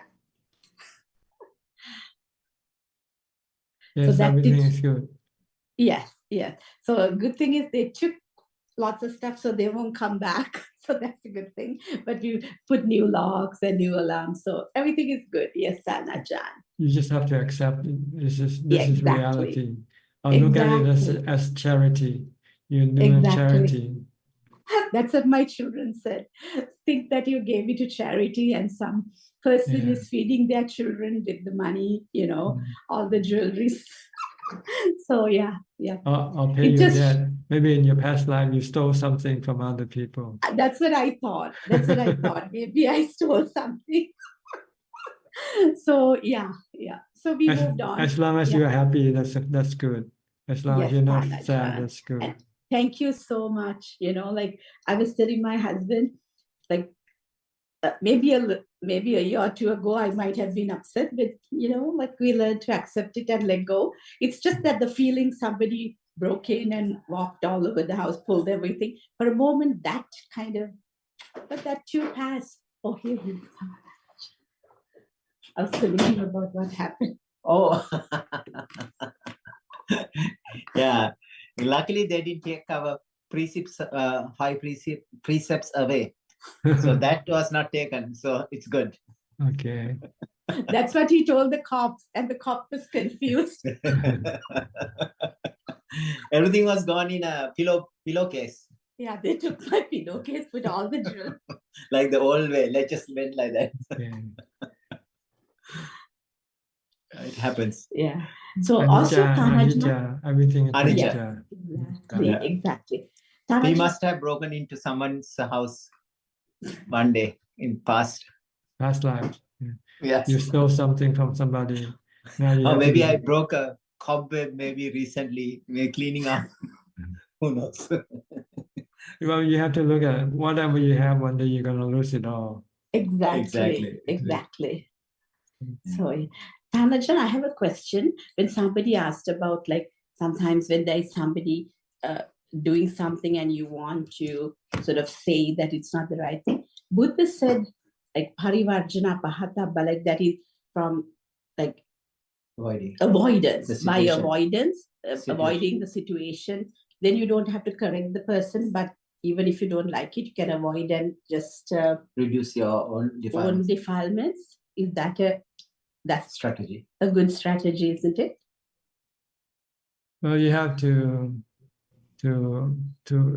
weigh the consequences of your action or inaction. Which one give you more benefit or less benefit? Okay. So, if your action can produce more benefit than harm, then do it. If your inaction produce more benefit and less harm, then also you do that also. It depends on what the result of your action or inaction will produce. Yes. Thank you, Ajaan. Thank you. You have anything? And also how you feel also, whether you become stressful or not stressful. Yes. If what you do or not do cause you to become stressful, then you might have to do something else. Yes. Thank you, Ajaan. Thank you. Okay, is that all? Yes, thank you so much. Seeing you and listening to you, yeah, it's just amazing because we cannot travel to Thailand, so these Zoom sessions help us so much. Thank you so much. This is better than come to Thailand, because when you come to Thailand, I won't have the time to talk to you like this. True. I was telling her that He told me this. maybe short, like maybe we'll get a glimpse of you. Maybe Or from just say far away. hello and that's it, because there'll be other people waiting to come in. Yes. Even here, a lot of people are now waiting in the queue, even in the Zoom. Yeah. Yeah. Okay, then. Okay. Thank I'll you. move on Thank you then. so much. Okay, you're Theran welcome. Sat. Go to Apalachita from Dubai. Have any more flooding? Good evening, Prajan. No flooding. The sun is Okay. very hot in Dubai, of course, now. So yes. So no Okay. flooding. Good. And how are you? Good? Yes, I'm practicing and realizing some moments feeling, yes, this is good, and some moments of, oh my God, this is so hard. And yet that swinging of frustration. But I suppose that is the process of learning. But Learning and accepting everything.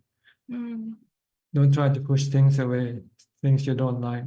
And when you cannot push it away, it can cause you more harm, more stress than accepting. Okay, take whatever it comes to you with equanimity. Just merely accepting, merely knowing. If there's nothing else you can do, then just accept. so on that note, there is something which perhaps triggered me, or I lost my center. Yes, one method would be just be equanimous, but is it worth also investigating what was it and what would I use to investigate that, or would I just avoid it and just go into just calming my mind? If you want to investigate, you want the cause that caused your mind to be unhappy. And usually, according to the Four Noble Truths, is your craving or your desire for things to go the way you want it to go. When things don't go according to what you want it, then you become unhappy. So you just have to stop your craving and desire and let things come and go as they like. So then at that moment to stop and question, like, what am I craving here? Like, That's right. Let's ask yourself, what do Yes. I not, what do I want or not want? That there's some element of, I want it this way kind of in my. Right, I want things to be like this, or I don't want things to be like this, which is causing you unhappiness, which make you unhappy or sad, or whichever the case may be. Right. So once you find out the cause that, okay, I don't want this person to be here, but you cannot get rid of this person now, okay, then you just have to leave him alone. Let him stay. Maybe your brother come and wants to stay for a few days and you don't want him to come. Yes, but then it puts a big light on me to realize how much strong likes and dislikes I'm leading my life through. Like, it makes you think, like, I'm always judging. I like this one. I don't like this one. I want. This is your defilement. Yes. So and the you way can see it. to reduce this like and dislike is to meditate, to get to equanimity. Once you have equanimity, your like and dislike will disappear. And you can just accept things as they come or as they are. This is our problem. Our like and dislike are the problem. They are the defilement, or we call them craving or desire. When we like something, we want to have it. When we dislike something, we want to get rid of it. And sometimes we cannot get what we want or get rid of what we want to get rid of. Then we become stressful. And most of these cravings are just like old habits. Habits that we've been doing this for many yes. countless of lives. So we have to reprogram the mind, not to like or dislike. Yes. And by the help of equanimity, by meditation. When you have equanimity, the like and dislike are temporarily suppressed. Then you can see the benefit of not having any like or dislike. You can take everything as they come.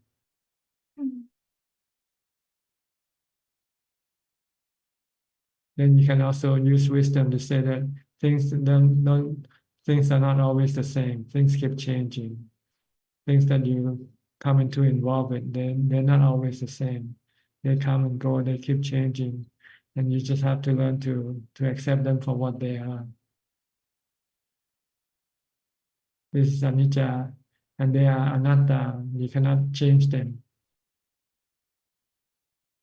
They come as they like because they are all work of nature. Like the sun, the rain, the snow, they come and go.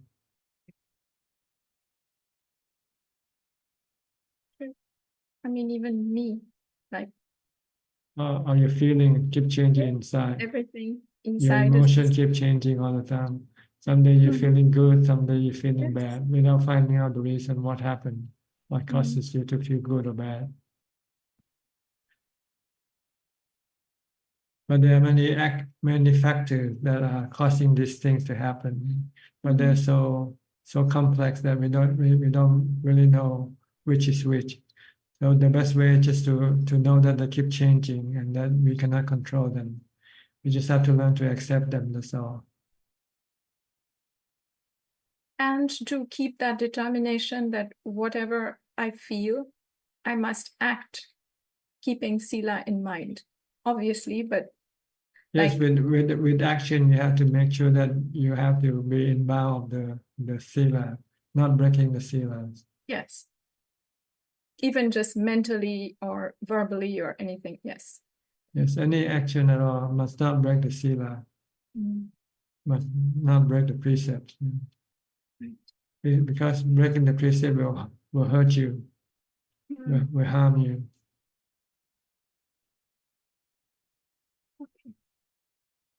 So if you cannot do anything, just don't do anything. Just be still. Go meditate, close your eyes and meditate, and forget about everything. Let everything be. Everything just fall as it may, yes. Yeah. Okay. Okay. Yes. Thank you, as All right. always. Thank you. I'll go to Belinda from Singapore. Belinda, how are you? Any question? Good evening, Ajaan. You're listening Yeah. more now than talking, right? Mm. Because you start to accepting things more. Mm. When you accept things, then you don't have any question. When you don't accept things, then you start to have question. Why? Mm.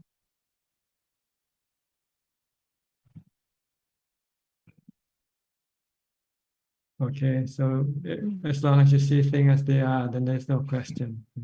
This is the way things are. That's the way they are. What can you do? Why do you want to ask why for?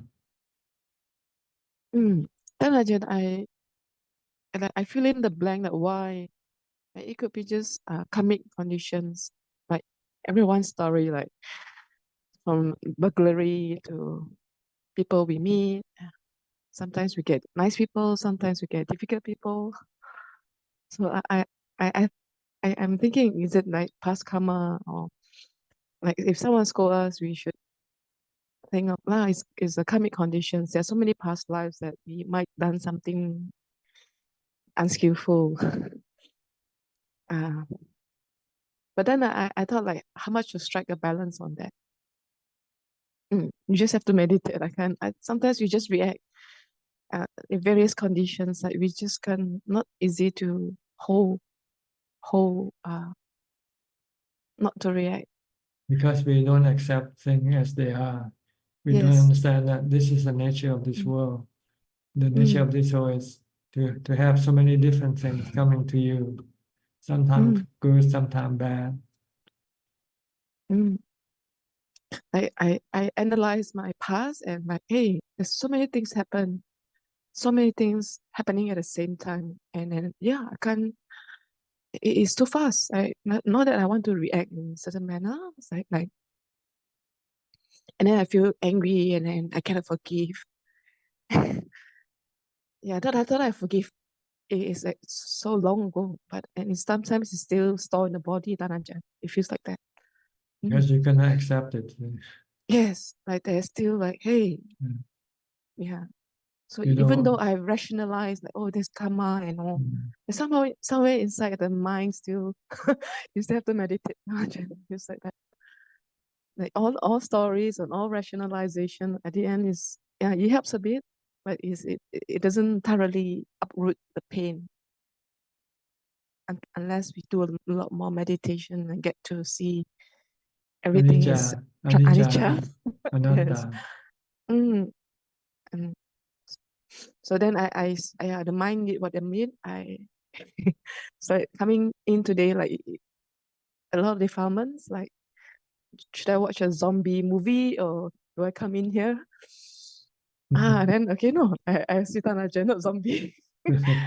Yes, that was the choice I made today. Yeah. Thank you so much for Okay, thank you for coming being with in. us. Okay. Thank you, Tanja. All right. Next is Alvin from Malaysia. Tanajan, today is one of my biggest tests of fear, the passing of my father today. I see. And how do you feel?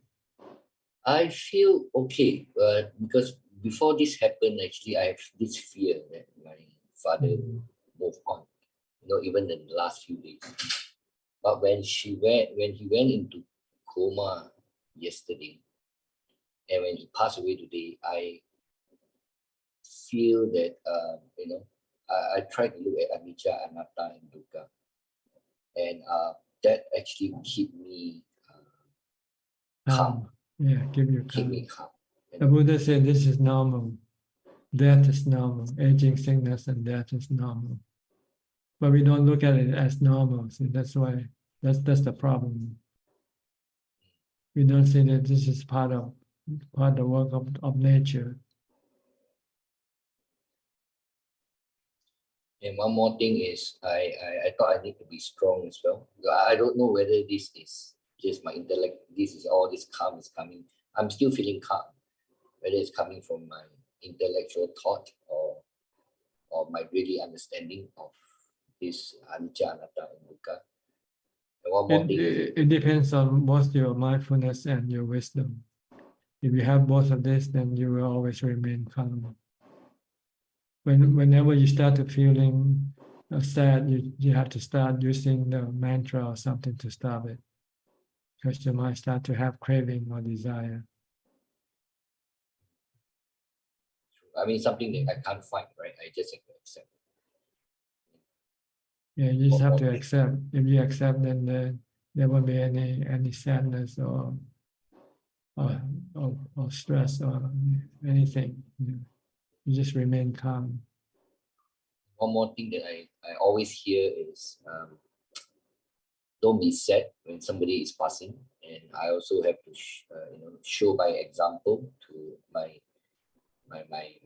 mother, my sisters, my relative, that we have to let the person go. Because when every time, what I've learned is, if you just be very sad and cry, the person it's hard for the person who is departing to let go, right? That's because they don't train their mind for this situation. See, but if you have been training this for this situation ahead of time, when things happen, then you can remain calm. If you keep training yourself with mindfulness and keep contemplating of death and separation as something unavoidable, as something normal, and when things happen, then you don't feel any sadness or any agitation. Well, what I've observed is most of them they just have, they didn't cry, but I don't know inside them whether they are. That depends on each individual. Yes. Some have some built-in resistance to things like this, and they can remain calm. Some have less. Yes. So it's up to each individual. Each individual will react differently to the same situation. Yes. It's not your business to try to make them not to react. They have to. It's something that they have to train themselves. Nobody else can train them, do it for them. Okay. And it's too late now anyway. Things already happened. Yes. Yeah, you have to train it beforehand, long beforehand. Or you have to train for the next death. You know, that can happen. That can still happen. As long as there are people, there will be death. Yeah. Get old, get sick, and die. Yeah. That's what the Buddha taught us to constantly contemplating this, that aging, sickness, and death is normal, that it will happen to everybody. Thanks, Okay. for all your remind. It's like you're reminding us about this. So Okay. I'm very grateful for this, so that I You're can handle the welcome. situation better Okay. than what I thought I could have done. Well, wish the spirit of your father will go to a good place. That again is up to his karma. We cannot do anything about it either. It's good or bad karma. Will be the one to determine which state of existence your father will be in next. Thanks. Okay. Next, we'll go to Diana from Wales. Hi, Diana. You're almost the last person, I think, for tonight. Oh, greetings, Tanujan. It's been good to hear today. I was thinking, sometimes when things go well, I get complacent, and it's when things go wrong I realize that my equanimity may be not as strong. Right. So it's a good reminder to practice. Yes, to keep up constantly in the practice. Don't know what you got. The Buddha said always be vigilant with your practice. Yes. Thank you, Tanujan. You're welcome. I think we have another Diana from Toronto, from Canada. Hi, Diana. You're using Anjali. Is this your Buddhist name? Oh, yes, I think. Namo Buddhaya, Ajaan Suchart. How are you? I'm well You're not teaching today? because last week was last week for teaching. I see. You're on vacation now, summer vacation. Almost. Some event is there. I have to take my daughter there for this afternoon, but this morning I'm here on Zoom. Is there any question you'd like to ask? Yes, many questions actually were answered through the session. I just wanted to make sure nobody was after me, because I could go next week also, or I could go ahead with my questions. Okay. Go ahead. What do you think? Go ahead. Go ahead. Yes. Yes, as many questions as you like. Okay. I wrote them down a little bit, so then to keep my mind focused. Yes, for mindfulness in daily living, like for instance, if I'm driving the car, is it better to just focus because I understand now to increase mindfulness throughout the day, through the body. I don't do it all the time because sometimes I'm thinking and I'm thinking a lot. But let's say if I'm driving and I have a chance to just to do one activity, to drive to a place, is it better to just drive, or like sometimes I find I try to listen and answer the phone? What is better to improve mindfulness? Just to stick with one thing, doing one thing at a time. Just stick with driving, because this is the most important thing that you are doing. Listening or talking to the phone is not important. So try not to engage in doing so many things at the same time, because your mind will be distracted. And if some emergency happens, you might not be able to deal with it safely. Mm-hmm. Okay. And then for my sitting practice, for Anapana, probably because I'm getting less sleep, I try to practice sitting morning and evening, as my practice was many years ago, and many time I feel sleepy. Some retreat I attended with monks at the Sri Lankan monastery. Some sutta was read about the drowsiness, and they suggest many different things actually from the sutta. And I had a question for you. Like, is it better to just, because before I always just persist, and now I'm starting to wonder to try these different things, and my mind is getting lost a little bit. So then I come back to persisting, but yes, true, sleepiness is there. So the question is like, should I still experiment with all these different suggestions the monks were sharing from the sutta, or just, yeah, what do you think? Well, you can try them out and see which one works for you. But I just fall asleep. I think the most effective antidote to sleepiness is to fast, not to eat so much. Oh, yes. So this brings me to my next question, because I did end up fasting 2 weeks ago, like just one day. And let me just skip to that question. Yes, how to use fasting exactly to help meditation, because the first time I felt a lot of benefit in terms of like I was able to suspend some of my negative reactions, and like I quite liked it, because then I was, you know, this pause created where I wasn't, you know, quick to anger, basically, that something isn't my way, but sometimes it's coming so fast before I can catch it, and then I try to catch it later. I think 2-3 weeks ago, I know one of the things I was using was Budo, and Budo's working as long as I am not already caught in a reaction. I find it. I find once I'm in the middle and I use Budo, I can't backtrack, you know, to the mindfulness that I had until the moment is finished. So yes, so the fast, then the day I fasted, I didn't, of course, everything is anicca, so I didn't experience that pause.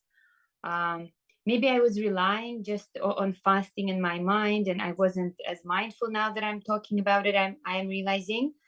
But yeah, if you could share a little bit more about how to, because I just did 1 day of fasting, and I just did dry fasting because a friend said it's easier than with the water, and I felt it was easier. Like I was experiencing less cravings for food for sure, and also like when I began to be mindful that, oh my gosh, the reactions could still get a better of me, I did experience benefit, because the first day I did it, I kind of took a retreat, and then this week when I did it, I still had to engage in work and conversation, and I did find it less effective. Maybe, yeah.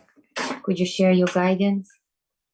Yes, if you want to fast, it will be better if you're in a retreat.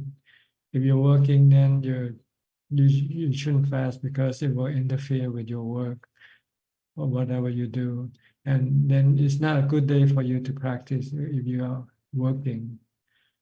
You have to meditate. It works better when you're off working, not working, and you're in a retreat, and you can then concentrate all your effort to the practice. But if you're working and you want to meditate at the same time, this will be interfering with each other, going against each other. So you have to maybe suspend your meditation during your working days, or just only meditate as much as you have the time for, and then concentrate more on meditating on your day that you're not working, going to a retreat.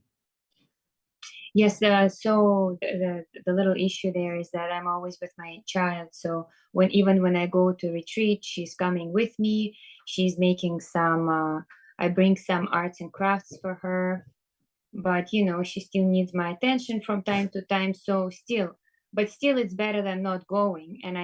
And we are doing 8 precepts on those days as much as we can, but I have not tried going to the monastery and fasting.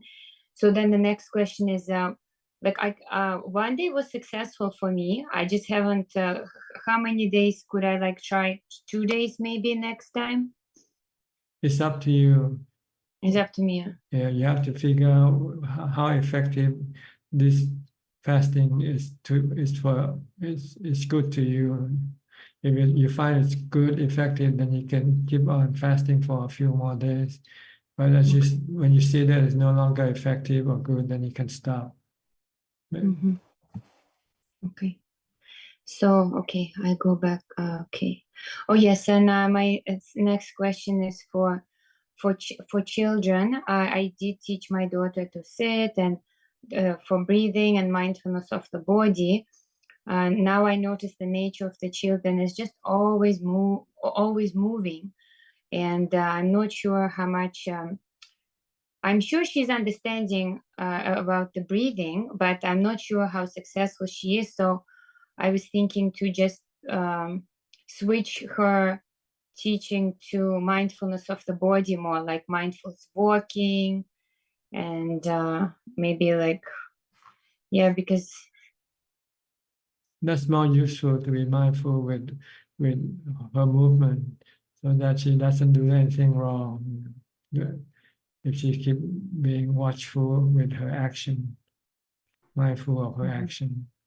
This is a good practice with everybody. Yeah. Whether, yeah, I have, oh, sorry, yes. Whether you're young or old, mindfulness is always good practice. Okay, so my next question was, thank you, Ajaan. And my next question for fasting. And I think some of my question was answered. I was thinking about what would be a good Dhamma way to, when we are relating with people in terms of correcting their mistakes. Like for instance, one meditator at a retreat was, I accidentally possibly speaking not so nice about another monk, and I was looking at her and she continued, and I said, and I used this mirror technique which I learned for work, which was I just reflected back to her, like maybe not very skillfully, but I just questioned her if she was speaking something bad about the monk, because I thought the teaching was to be respectful and honoring the monk, and not necessarily speaking about their mistakes. And now I'm wondering if I was mistaken to correct her. Well, ideally, it's better to leave people alone if you can. Okay. Unless they do something that could be harmful to the community, then you might have to do something about it. But if it's not harmful to the community, then just leave things alone better. I guess my thinking is that it wasn't helpful for the monk. It wasn't helpful for the Bhante. Like was feeling like gossip a little bit, but maybe just this mistake was made. Okay. I won't say anything next time. I guess I was just surprised. So then I spoke back. Okay, and then the next question is it better to stay with unpleasant nature of reactions or switch to method to make the mind happy? So this is when I am, I guess when I'm sitting, I am able to stay more with the unpleasant nature with reaction through anapana and sometimes vipassana. But in relating with the person, I am aware that I'm starting to experience aversion. And then I try to get out of it, but then I'm kind of like stuck to it a little bit. And I haven't tried, should I just keep, remember how I was saying how like once I get caught in a reaction, and even if I apply Buddha to kind of suspend it, I still feel the underlying unhappiness in that moment as a reaction. Would it be beneficial for me to switch to metta maybe that time? It depends on whether you are angry at that person or not. If you're angry, then you should use metta, which means you have to forgive whatever they did to you. Yeah, well, I'm usually not very happy. So maybe there's anger there. But if you're not happy because they just happen to be around you and you're not happy, then you might have to use wisdom. You have to look at them like you you look at the weather. Sometimes you have bad weather and you cannot do anything about it. You just have to live with it. But sometimes you have bad people around you and there's nothing you can avoid. Then just look at them as like you look at the weather. So for this teaching, when that moment is not happening, I understand it up here, but in that moment, it is not sinking in. Like I know I need to be accepting, but I'm not accepting in that moment. Like Because you haven't trained long enough. See? So you have to keep training to accept everything every day, every moment. Even maybe accepting that I'm not accepting.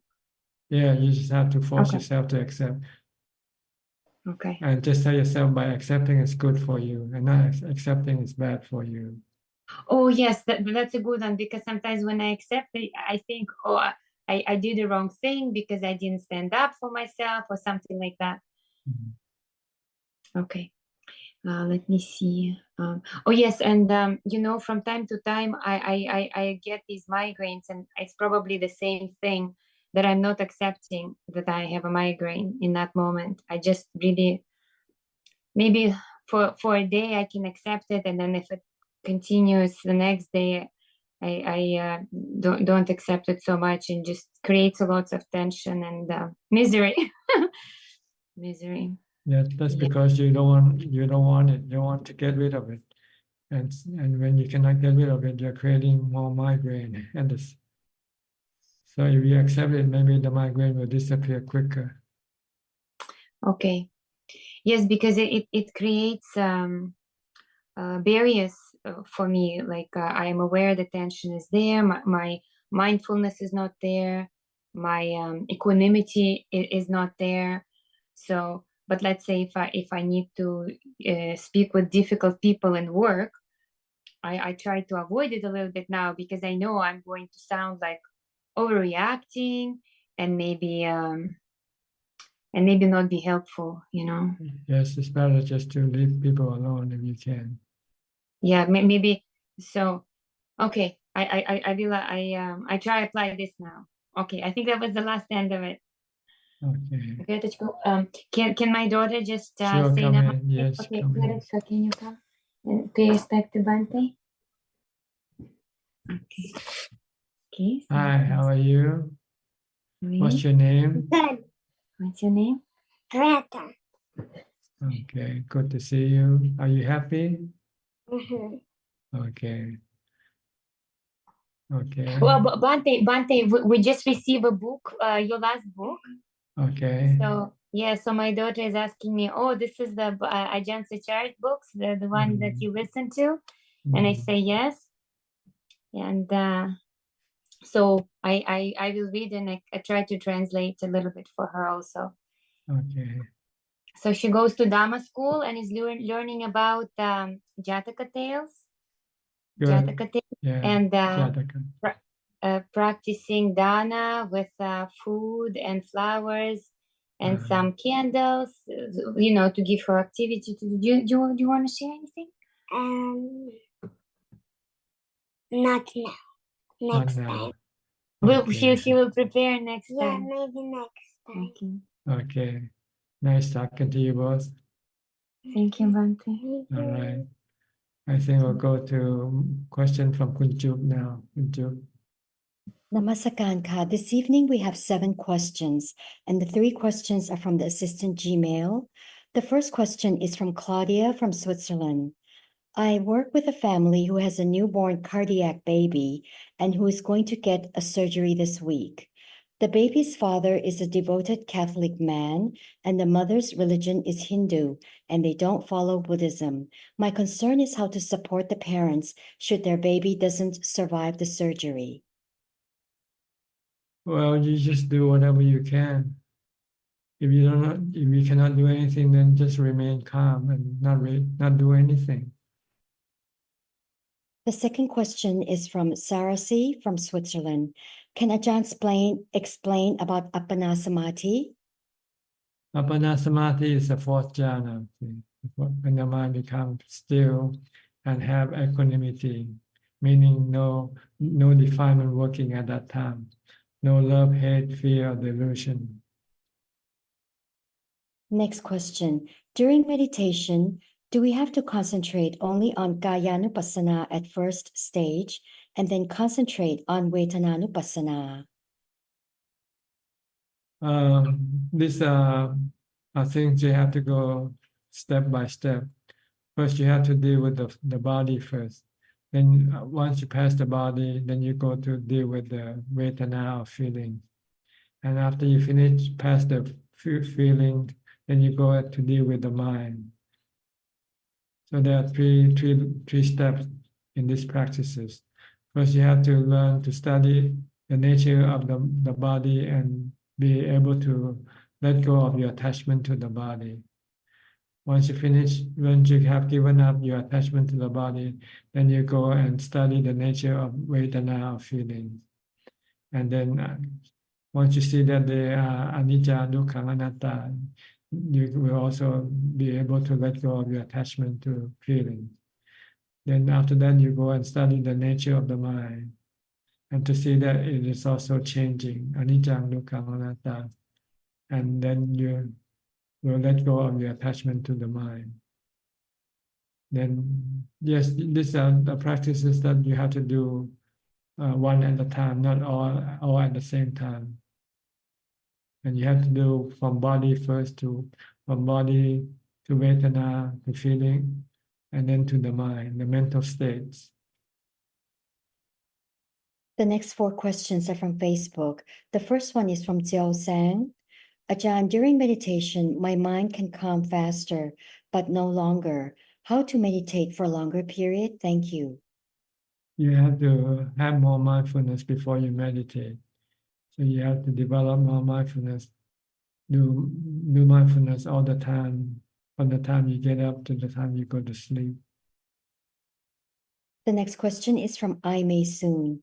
Dear Tanajan, there's been a lot of negative news surrounding me, accidents, death. How can we cope with events like this? Well, just like I said, they are anatta. Events are anatta. They're not under your control. Sometimes they can be good and sometimes they can be bad. They're just like the weather. All you have to do, if you don't want to have any stress or problem with them, you just have to accept them for what they are. The next question is from Hoi Long Lo. Dear Ajahn, what can I do to help my mother as she has too many attachment to daughters and family members? It depends whether she needs your help or not. First, you have to ask her whether she needs your help or not. If she needs your help, then you can tell her what to do. But if she says she doesn't need any help from you, then there's nothing you can do. And the last question is from Lee Tekwa. Hi, Tanajan. Is praying to the deceased on his or her death anniversary a necessary procedure under Buddhist practice? If so, can Ajahn please advise on the best way to carry out such practice? Thanks. Well, we don't pray in Buddhism. There's no such thing as praying. We do practice meditation, practice mindfulness. That is Yeah, all, Ka. yeah, okay. Sorry. All right, I think that's about it for tonight. I'm sorry for those other people who I might not be able to talk to because we just ran out of time. Well, thank you for your participation. Thank you for your company. I hope this meeting is useful to you and help you advance in your practice. In the meantime, please be safe, be mindful, and keep on meditating. Thank you and goodbye. Thank you, Pracha. Thank you. Thank you, Tanajan. Sadhu, sadhu, sadhu. Thank you, Ajahn. Thank you, Amin. Good night, Thank you, everyone. Admin. Thank you, Sadhu, Admin. sadhu, sadhu, sadhu, sadhu.